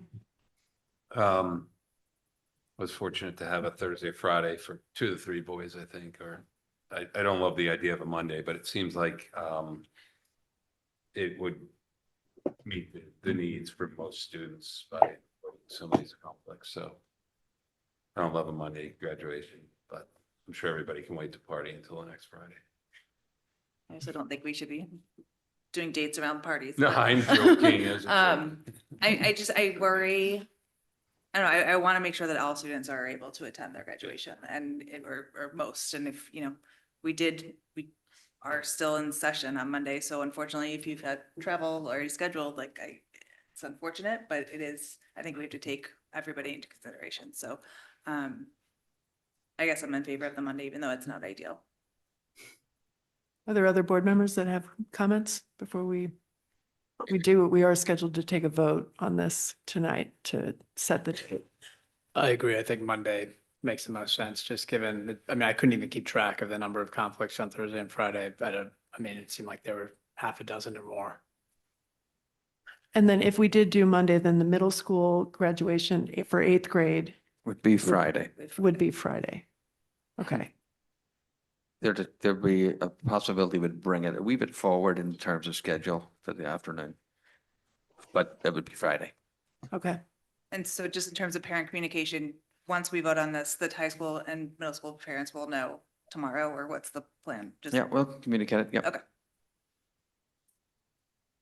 So there's a proposal on the table to change the date to the 13th, or Monday. Do I have- 16th. Monday the 16th. 16th, but not having a rain date. In which case, if it did rain, it would be held indoors. Do I have a motion for the Monday date? John? Monday, is there a June second? 16th. Monday, June 16th. John and Sarah, second. All in favor of Monday? That is unanimous. So the Monday graduation date. Thank you, everyone, for your time and for your public comments tonight. And we will now move on to discussion of revisions to a proposed master agenda, February through August 25. Dr. Edley. So the main change here is just to revisit April 8th date, and April 9th date. I'm not sure. We were considering moving the April 8th date to April 9th because of the Board of Finance meeting. I'm not sure of people's availability, to be honest with you. So, Madam Chair, I would Should just. we, actually, yeah, but there was some concern because I know two people at least that will not be able to attend on April 9th. So it might make sense right now to see if we would have a quorum. Is anyone else potentially absent and not able to make the meeting on Wednesday? So John, I'm out. Katie, and Sarah would not be able to attend. Yeah, so we would have to, you're gonna be. And I'm not sure about Dennis because he said he may be traveling as well. Maybe we should reschedule. So we'll just put, I'm not it's, sure. it's not, it's not a heavy I'm agenda. traveling. I don't know if I'm back. Oh, okay. I don't know yet. I may be back. It's, yeah, that seems It's like a not, lot. it's not a heavy agenda. But I think. But I we- don't know that we we're have a bet- quorum. We might not have a quorum because. I No, think- that's what I mean. No, I mean, it's not a heavy agenda to miss. Right. Okay. So are we canceling or rescheduling? Well, we haven't really scheduled it technically. But we'll have to reschedule, we'll have to come back with a rescheduled date, or we just leave it to April 22nd. Oh, it add to, okay. This new once a month schedule is pretty nice. Don't get used to it. Amen to that. So, okay, if we did do that, progress report revisions, thriving youth survey. So we'll have to check with Thriving Youth.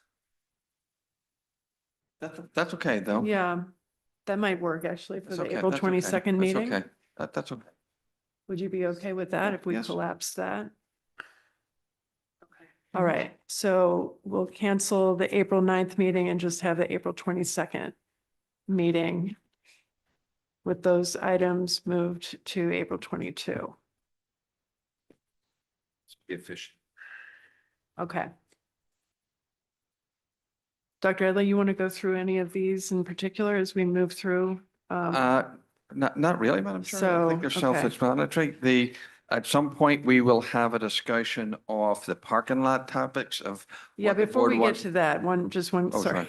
The May 13th, we had the special education discussion is, and I just want to confirm, is that presenting the data that we had asked for from July? Or can you just give us a little bit of a sense, Shirley, about what you would be covering?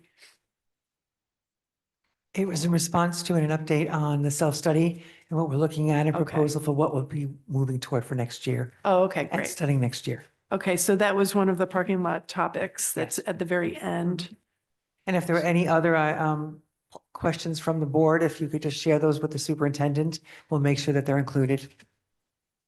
Okay, Joanna? I was just going to say, it would be very nice to have the information that we asked for in November, like referral data in particular. Right. That's included in it. Okay, that was my question as well. Okay, great. Are we gonna get like that data, like the normal, whatever, 48 hours before, or we get it further in advance so we can actually look at it and spend time with it?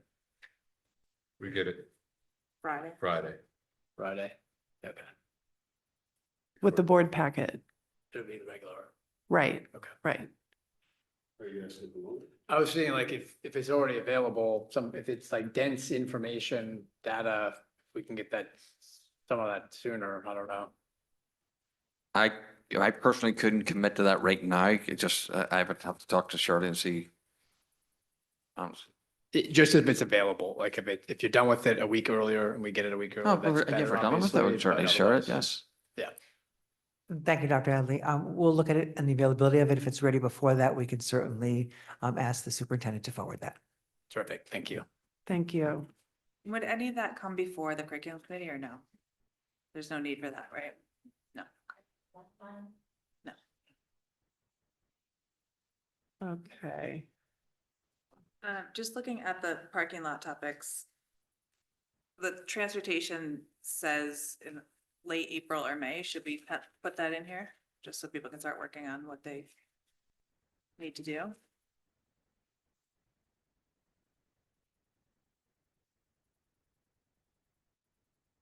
May 13th seems long. May 27th. Rich, how much time, how in depth do you think that is? I guess it depends on all the information that everybody's looking for. Yeah. If it's simply like an overview of, the capacity of the buses and how the buses work and routing and things like that, and the new special education fleet program, not that long. If it's more than that, we have to know what you're looking for. So I guess that leads to like what people are looking for. Right. I in particular am looking for information on the athletics transportation, how that works. What efficiencies might or might not be available, that kind of thing. So.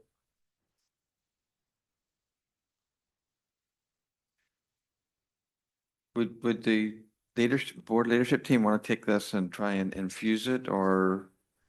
The update on transportation? Well, just everything actually. Yeah, I mean, I'm could writing we just pencil that in for May 27th and then, does that make sense? And then you'll come up with the. And then we'll the work together deeper discussion. to figure out what people are looking for.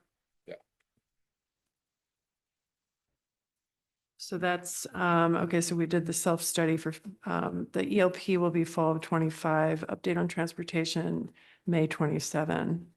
I'm just looking at the parking lot topics. The curriculum priorities, this was something that was tabled from the budget And process. then Amy mentioned earlier that there would be, she could do that in June because she'll know what the budget looks like by then. I believe we did that last spring as well. I think it's really good practice to talk about curriculum priorities, not only because there's a resolution to the budget cycle, but also just because we want to talk about what the work is over the summer and to project what we plan to complete throughout the following school year. So it's good practice to do that actually in June, and then at the beginning of the year, the fall curriculum committee update should also include the work that happened, right? Yeah. Did we actually hit all of those mile markers and the goals that we set? So Right. do you think June 10th or June June 10, 24th? I think instead of June- June 10th is, what do you think? June 24 is pretty packed. I have that penciled in for myself as June 10th, okay. as my plan. Great. Okay, so June 10. The other parking lot topics we had discussion, these are again coming out of the budget process, discussion of the DEI curriculum, SEL curriculum. Amy, would that be part of that curriculum discussion or these were additional requests, I I think the last four think? things, we need more clarity around. Discussion of gifted and talented and discussion of the teacher. Let's hold on. The teacher absenteeism, I think, was something that I had brought up. It was really just geared towards it. As we were going through the budget process, it seemed like teachers were spending quite a bit of time outside of the classroom. You And don't that- mean like being sick, you mean like being outside of the It's classroom. it's a combination of professional development, dealing with special education meetings, absenteeism as related to actually being absent, like all of that kind of stuff. And like, number one, like getting the information to like how how often are teachers actually outside of that classroom? Are we taking them out too often? I think is what we're trying to gear at, and then collectively as a board, like if we do see that as a problem based on the information that we get in the data, how do we solve that problem? Who would be compiling that data? We're going to need to figure out a different way to compile that data because I think, as I mentioned, in order to save the district money, we put absences to get coverage for those teachers. We lump them all together, but we will work on a way to get you that individualized. So it'll be a group effort. Okay, okay, and then maybe you can just give us an idea about the timing of when something like that could be possible so we can get it into the agenda prior to the budget process. I think that would be Absolutely. helpful. And like, I would imagine that it's probably a different answer for like subject area teachers in high school versus a general Right. teacher at the elementary school who's being, like, they have to go to every single one of those meetings for special ed or whatever, like, because they're the teacher. So like the answer is probably maybe more elementary school focused. I'm not sure about the middle school and high school. Okay, Yeah, I want to just echo Greg. I think as we're collecting the data and thinking about how we need to disaggregate it, I think it's really important to think about how we want to use it so that we're not wasting time, but also that it's practical. So for example, should we have any professional development initiatives coming forth? This will inform us a better idea of what the cost already is of loss of instructional time, what the cost already is of substitutes and all of those things. So I would just encourage the cabinet, as you're going through this, to continue that dialogue with what we're looking for to make sure that we're really honing in on the right aspects. thank you. And then discussion of gifted and talented. I was a little unclear about this, other than just getting an update, maybe, like we used to get updates, I think, on the gifted and talented program annually. It sort of depends of how the board wants the structure of that. Are you looking at alternate ways to do gifted and talented? Are you looking at strengthening the program as it currently sits, or like what's the look and the purpose and the scope of? I mean, that's just an open discussion item, just to. Katie? Some of these bigger picture items as well, kind of that really will inform more of like the future of our district and how we see the vision going, I think could be good retreat topics. And I know that's been a little problematic in the past because we've been a bit behind and the retreat has become an extra long regular meeting. But I would encourage some of these, again, bigger picture vision planning conversations for the retreat, particularly so that we can have some of those interconnected conversations as well. So this might be something that we want to think about putting for the summer and further developing. Right, Yeah, I agree. with that. And then discussion of DEI curriculum, SEL curriculum, that was something else that did come out. I would put that in the same category. Yeah. All right. Okay, are there any other questions on the proposed master agenda? Anyone? Kaden? I just wanted to highlight that we had on the original agenda that we would be discussing the board handbook tonight, which was scratched, and just that it would be nice to try to finish that project by fiscal year end. Really, it could be, just before November, but I think ideally, if we could wrap it up for the fiscal year, that'd be great. Great, thank you. Okay. Other board comments? Any feedback? No. Okay, so we will move on now to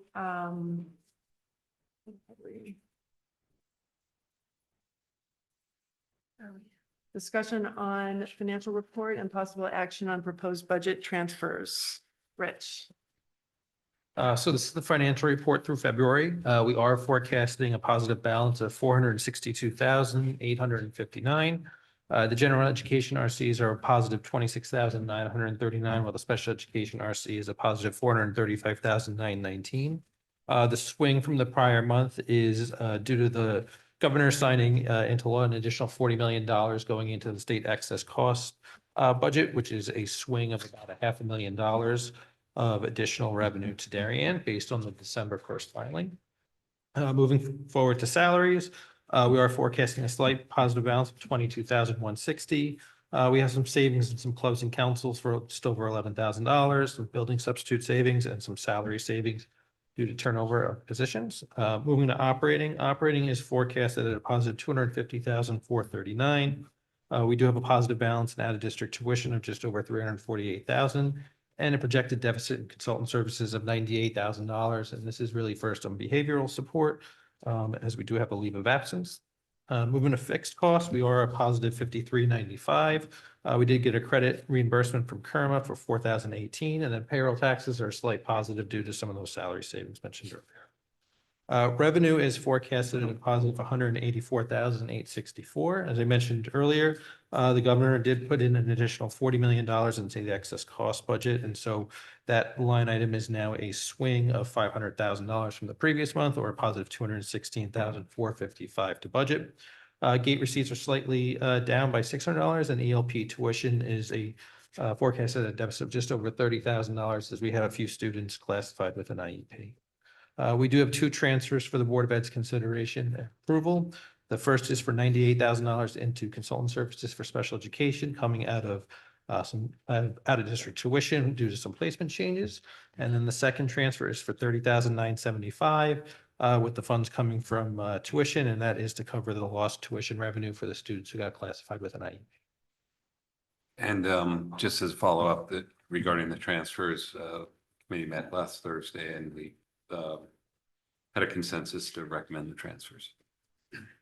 Are there any questions on the financial report from the board? Seeing no questions, I'd like to make a motion. Or actually, let me get my wording right here. May I have a motion to approve the February proposed budget transfers? John, second by Sarah, all in favor? That is unanimous. And just to be clear, since we are canceling the proposed April 9th board meeting, do we need to actually vote on that cancellation? Or is it still reflected as April It's 8th? actually scheduled yet, is it? It's not scheduled. But it was still scheduled on April 8th, correct? We don't do we've never done a motion. Okay, so we're fine. Okay, thank you. Okay, so we will move now to discussion of year-end and accelerated expenditures. John, you want to start it off? And Yeah, then so Rich? this is something we discussed in detail. There were 3 memos. And so what I want Rich to do is briefly run through the first 2 memos regarding, the past history of what we've done with surpluses, as well as the year-end spending request. If we were to spend the surplus, what the priority list is. So I'll have Rich run through it and I'll just follow up. So as we just mentioned, we are forecasting a positive balance of $460,000. If the Board of Ed wishes to spend down that surplus, they would have to purchase items that could be expensed by June 30th, which is the end of our fiscal year. There is past precedent to do this. In fiscal 21, the board did approve pre-purchases of items, primarily technology and textbooks, in order to mitigate their budget reduction due to during COVID. And then a couple of years ago, we did pre-purchase some funds related to an HHR project, moving a playground that was not part of it. And in those cases, just like this year, the additional funds were largely due to changes in reimbursement for excess costs. And so as discussed at the Finance Committee, we did outline some items that would fit that parameter if you were to pre-purchase. The first being items that were either reduced or deferred in the budget process that just took place, primarily being the ViewSonics at the high school. That was supposed to be in a 4-year replacement cycle, year 2 of year 4. And then the lab desktops at the middle school, and then the uniforms. We didn't mention that if you were to go that route, our focus would be the 2 technology items. If you wanted to look forward even further down the road to fiscal year 27, there is some technology that's in the replacement cycle, including the year 3 of the ViewSonics, office desktops, wireless access points, laptops. And then we did get some news that our HVAC building management software system is being end of life. And so that is a software upgrade that is new. And then if, depending on what happens with the budget coming up, if there is a reduction, you could take a similar approach that you did in fiscal year 21, which would be to pre-purchase items that are in the fiscal 26 budget to bring the budget down. Items that could be considered are the items that are remaining in the technology equipment account, which is the elementary teacher laptops and the grade 5 Chromebooks. One thing we did mention is that the money will not actually be in our possession until the end of May. That's typically when the state will release the second portion of the excess cost reimbursement, though we're hoping to know the final number probably by the end of April. Any board questions or discussion? I was just gonna wrap it up. So, to put this all in context, if you remember last year during our budget discussions, we made a downward adjustment in the ECR assumption, the percentage of reimbursement late in the budget cycle. And Rich, can you just define? So originally it was, we had budgeted 75 and then we brought it down to 70. Right. So, and then, so that was a late adjustment in the current fiscal year budget. Now, of course, the Board of Finance has its decisions to make, but from what I understand, as they frame their fiscal year 26 budget, they would like to know if there are any surplus funds going back to the general fund. So again, we can't really make any final decisions, but it'd be my recommendation to outline, we need to have items that are non-recurring that we could very well use a surplus to spend down on. So it'd be my assumption that we would probably not have a very large, if any, surplus to go back to the general fund this year based on these items. So I'll just leave it at that with further discussion amongst the board members. Are there any other comments or discussion? Katie? Well, so we haven't yet discussed the other memos, the interconnected component of it, because another option is the formation of a non-lapsing account. Yeah, and we'll definitely discuss that. I was going to weave that into. Yeah, I just wasn't done. So my point being that I think it's difficult to have a conversation on pre-buys when we don't know the end. I think it's too early for specifics personally, but I don't even think that we can weigh in on whether or not we would have a surplus, what we might spend it on, if we'd be returning back. A big part of that conversation is option B, which is the formation of a non-lapsing account. So I think we need to have those conversations concurrently. And the goal is to have that once we know what the dollars are, and that was going to be a third option. I mean, I wanted to try to structure this discussion so it's organized. So these are options. Again, there's other options out there, but we want to be transparent as possible to line up what some alternatives might be. Heck, we might get a reduction to our requested budget allocation. We might be playing from a different standpoint, and we won't be talking about a non-lapsing account, or we'll be talking about a non-lapsing account to form and not fund it, right? That's also an option. So I guess we'll roll into the non-lapsing account discussion unless others. Is the Board of Finance looking for like our view of what we're doing with this money before they opine on the budget? I mean, I think based on a conversation I had today with the chair, it would, he said we equate, what the surplus is going to be. And my answer was, well, I don't know what the surplus is because 1, we don't have the dollars, and 2, I don't know what the priorities are going to be. And 3, it's a chicken and egg type discussion. Right. I don't know what our fiscal year 26 appropriation is going to be. So I think the way I tried to lay out our discussions is lay it all on the table. Like if we had a surplus and it amounted to this, these are the items we focus on based on A, B, and C. So again, I know we can't make decisions, but I also want to be as transparent as possible in what we might do if we are found with a sizable surplus. So they can take that into account. We have there's I think a board of finance meeting next Tuesday. Tuesday. They're discussing Alan and Rich will be there, and board leadership, so we can answer questions then too. Joanna. So while I agree with Katie, it would to have a concurrent discussion would be very helpful right now. I do want to say that I don't know if the things that we would pre-buy are have to haves. I feel like what we gave the Board of Finance, we absolutely have to have for next year. And if I had an extra $500,000, I don't think I would use it to buy ViewSonics or what have you. So I want to be very careful and think, and when we say, if we go that route, that it's because if we say, actually, we don't need to have that amount of money next year because we could spend it now, then they take you like, we don't want to be the chicken or the egg. Do you know what I mean? We kind of lost you. Again, we tried to, there were Right, items I guess- reduced or deferred from the fiscal year 26 budget. Right, but these are So- things that we chose to defer because we felt that we didn't have to have them. There were things that we chose were, I could mean, be uniforms deferred. we have to have, right? Uniform athletic cycle. Right, but we made other arrangements to I to guess, come across I that. think we're saying the same thing. Like, there's things that we're eventually gonna need. They're not subjective things. Right, but if we paid for, say, ViewSonics, or let's not even say a real thing.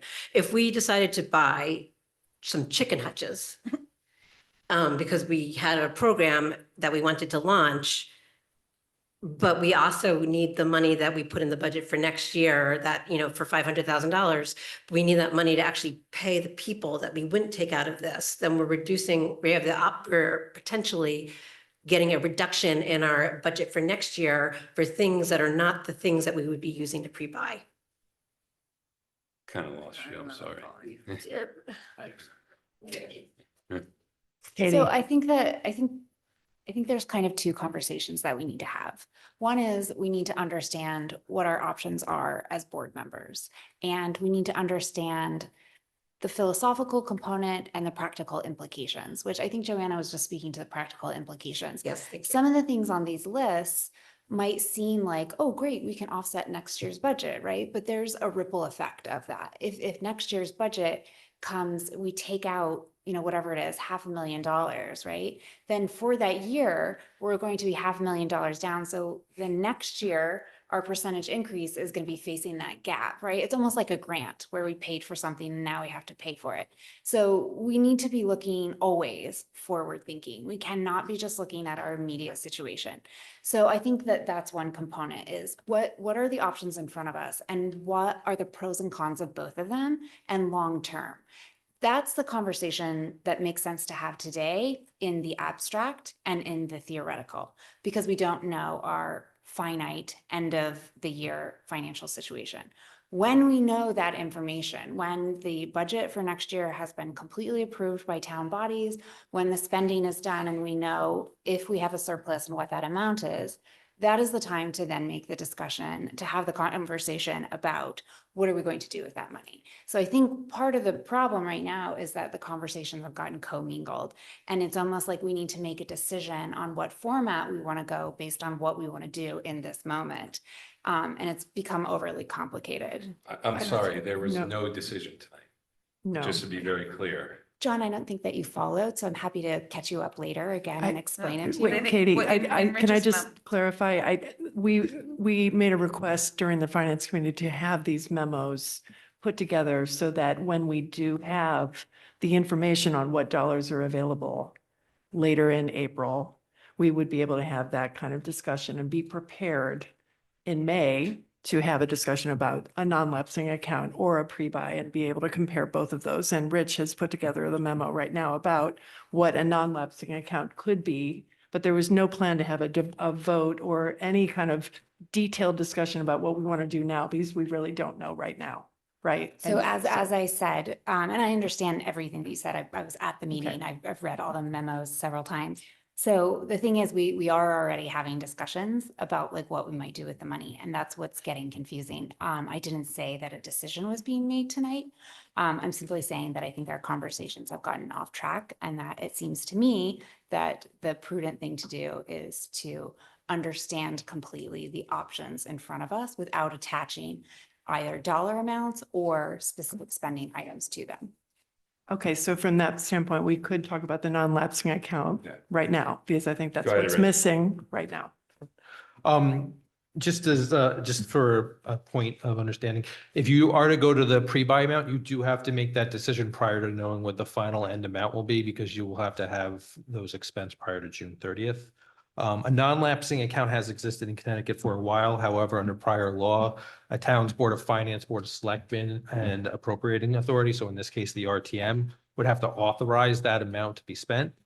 Starting July 1st, Public Act 2445 now authorizes the Board of Education to make that decision.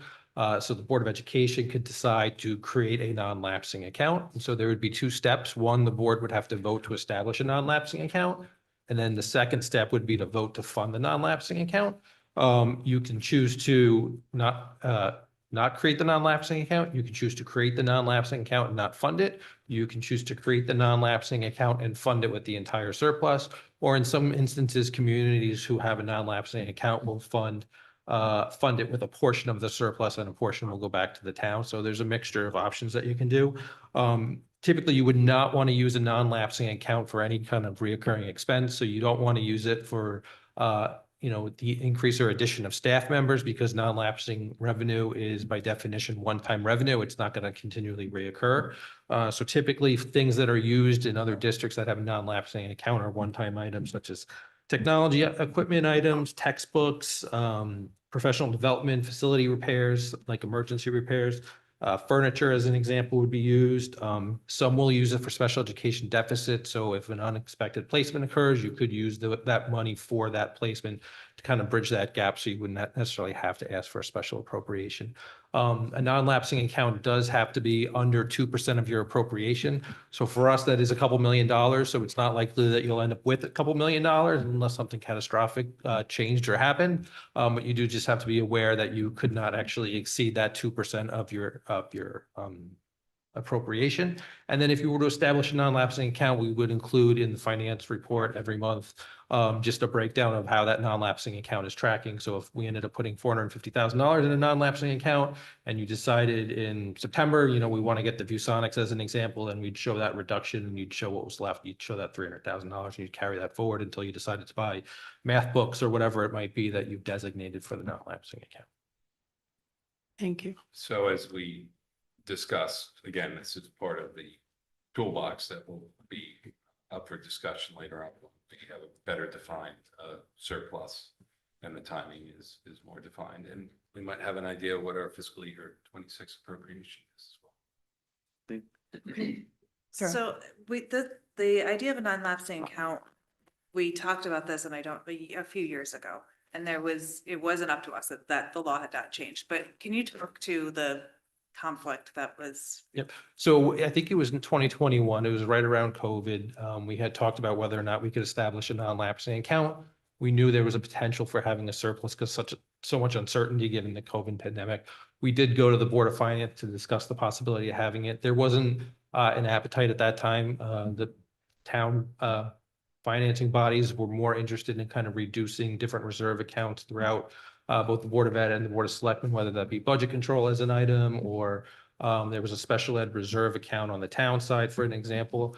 And so they were looking to reduce the number of reserve accounts. So there wasn't an appetite from them on their side to approve it at that point, which was required in order to have a non-lapsing account. The narrative from the Board of Finance has relatively always been, if you need something, come and we will essentially try and provide it if it's of an emergency situation or otherwise. Sometimes these budget control, well, there you go, I call it budget controls, right? But the non-lapsing accounts can just simply be a method of the Board of Finance just offsetting your budget next year by that amount, if that's the case. So it's a wee political thing, it's a practical thing, it's a trust thing. I'm not a big proponent of it. I'd rather work with the system and be transparent about everything, but it doesn't mean to say it's a bad idea. And when you go to the Board of Finance, we can't be jumping through every hoop. If you're coming and saying, if you've got a need, bring it to the table and we'll listen to it. But there's pros and cons to both sides. So, and just back to the pre-purchases or accelerated purchases, when we went through this exercise in fiscal 20, we basically said to the administration, list your priority of items that, again, non-recurring budget items, and that's how we executed it back then. It was a sizable. So. So this is intended for information for discussion for tonight, but once we get a number at the end of April, then we can have more substantive discussion about what the options might be. So we should- Joanna, Oh, sorry.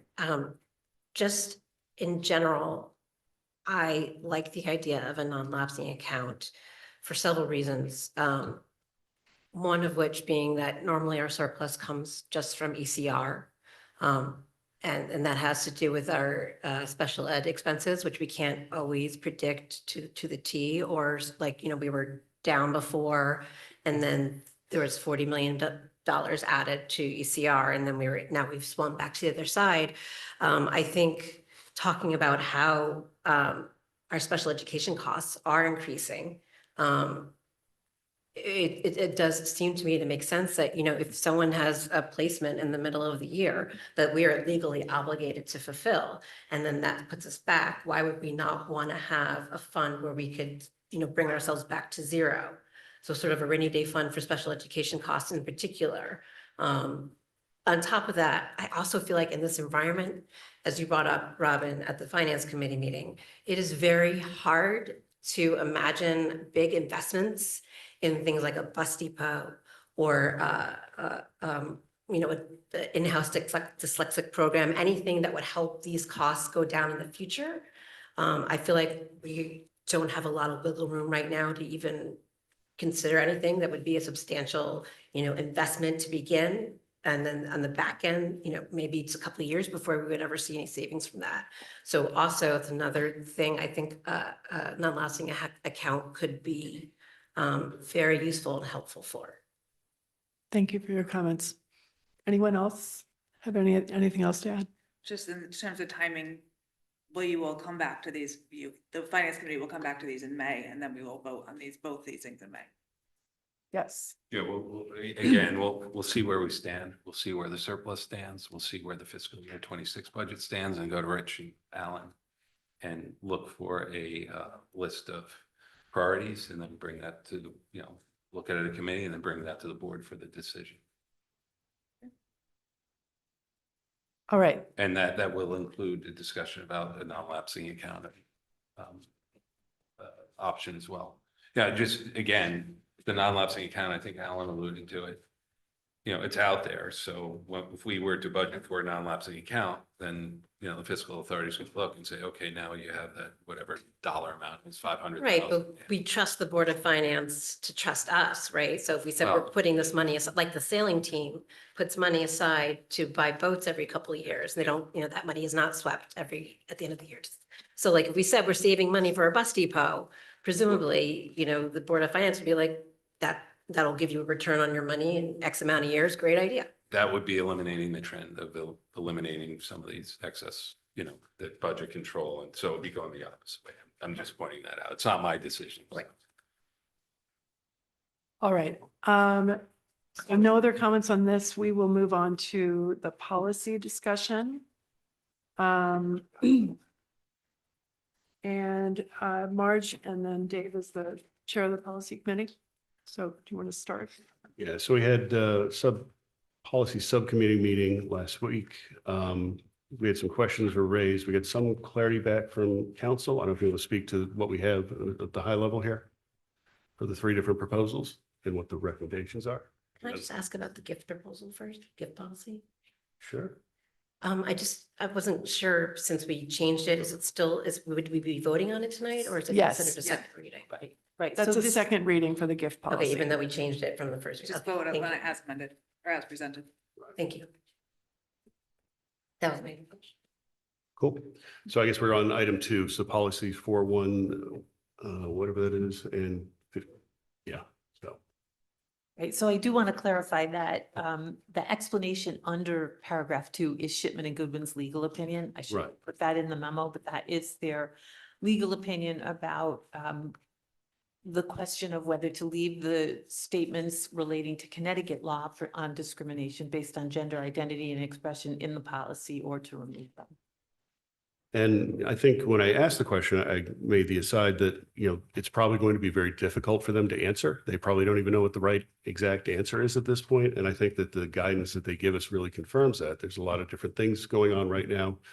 between the federal guidance, between energetic executive action that's taken place, what the status is of the administrative guides that were promulgated from the Department of Education versus again what we have for the state. And I also commented I thought that the sub-policy committee was in a bad spot to be able to answer those questions. As Shipman and Goodman points out, most of these are going to go to court, going to be resolved by courts, and it's going to take a long time to resolve this. I would suggest that this board as well is in a tough situation to try and resolve this because of all the legal issues that are currently in play right now.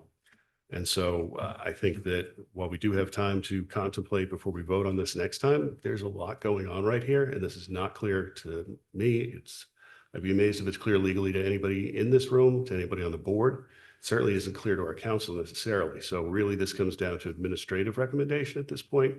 There is no legal guidance, and either case we take, we risk losing funds either federally or we risk losing funds from the state. So we are in quite a quandary having this before us. So I just would like to point that out. So did Shipman?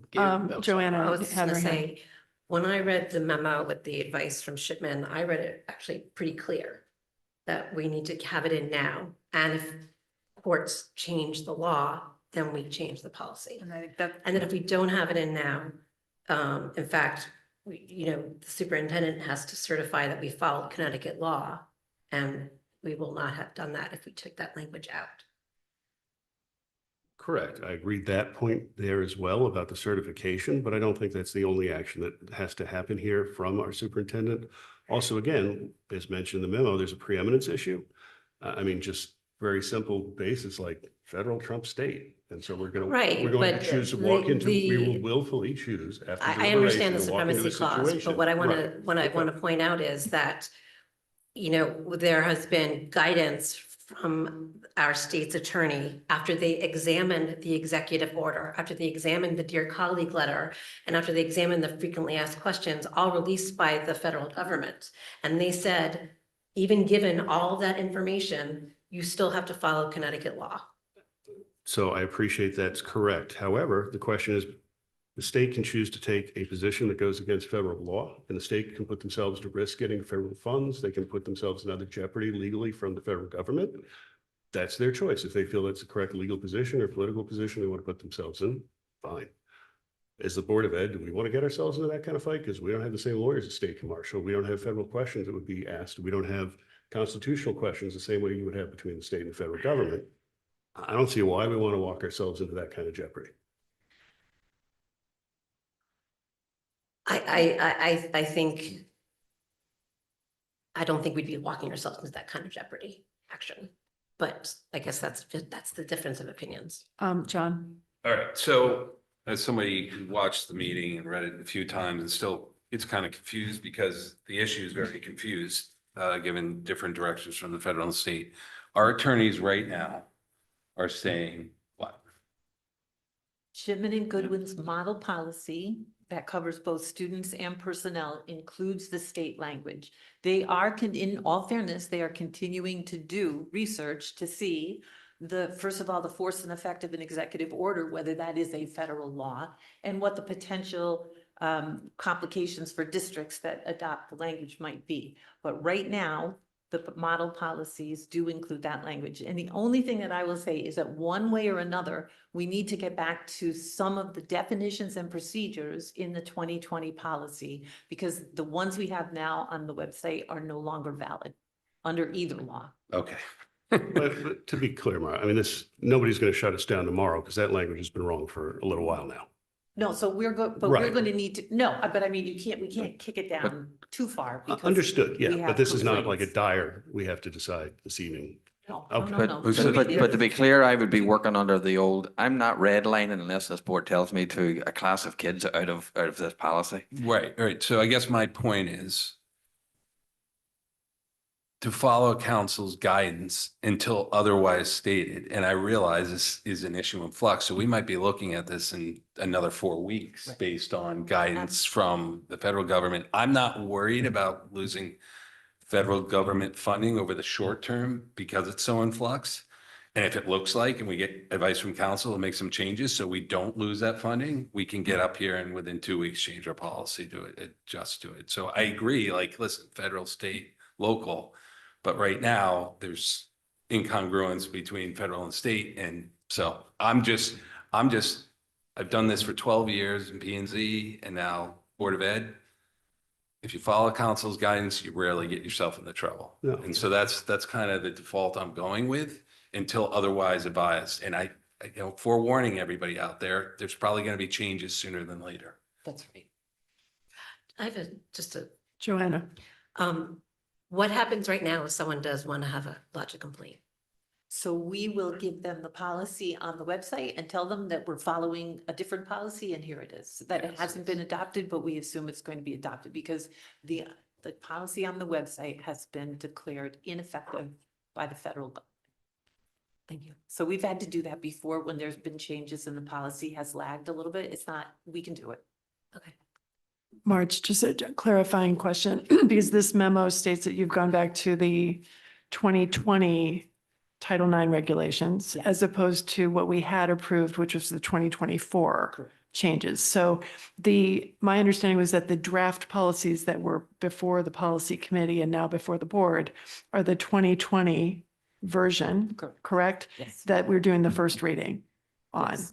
And then that would come back at some point in time for a second reading on which we would vote to go back to that 2020 policy and the drafts that are currently kind of envisioned right here, correct? And the only, not to confuse things even more, but the only change in policy 5275, which is the student version, is that Shipman and Goodwin is advising to remove the reference to Title IX from the title because Title IX, the federal law, does not cover gender identity and expression, even though Connecticut law does. And it's just a very technical change, but that is a difference from the 2020 Okay. policy.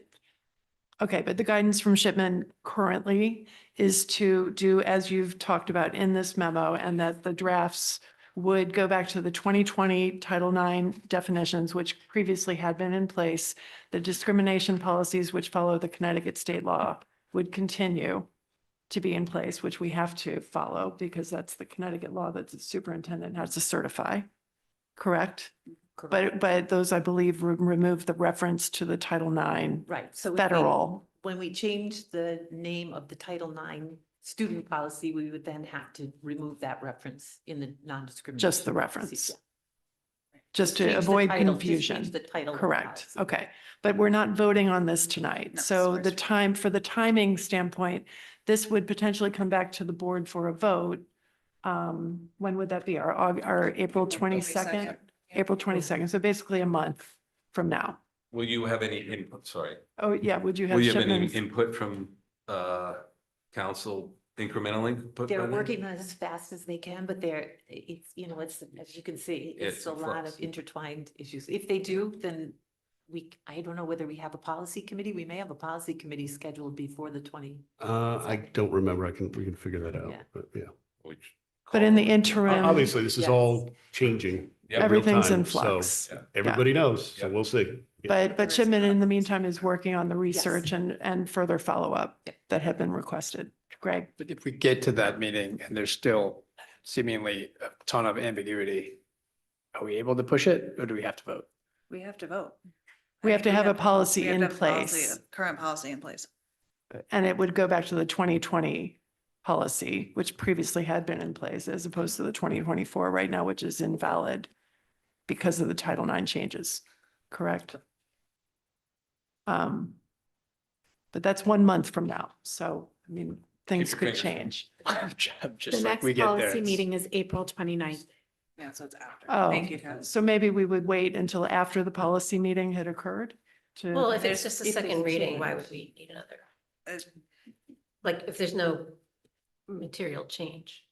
All right, let's see what happens. All right. Okay, yes, Katie. Thank you. This is not about the substance of the policy, but I did just want to flag it as we are continuing to go forward. Thank you for including the forms in there. It's helpful to see. I did notice that there's some inconsistencies in there, and it looks like they all have this, but and if there's a reason for this, please let me know. For example, I'm looking at one right here, that's the complainant form, and it says date of alleged sexual harassment. And then it says name or names of the sexual harasser. It seems to me that everything should be either alleged or to change back and forth almost presides a presumptive guilt. So I would just suggest that the language is consistent throughout all the forms and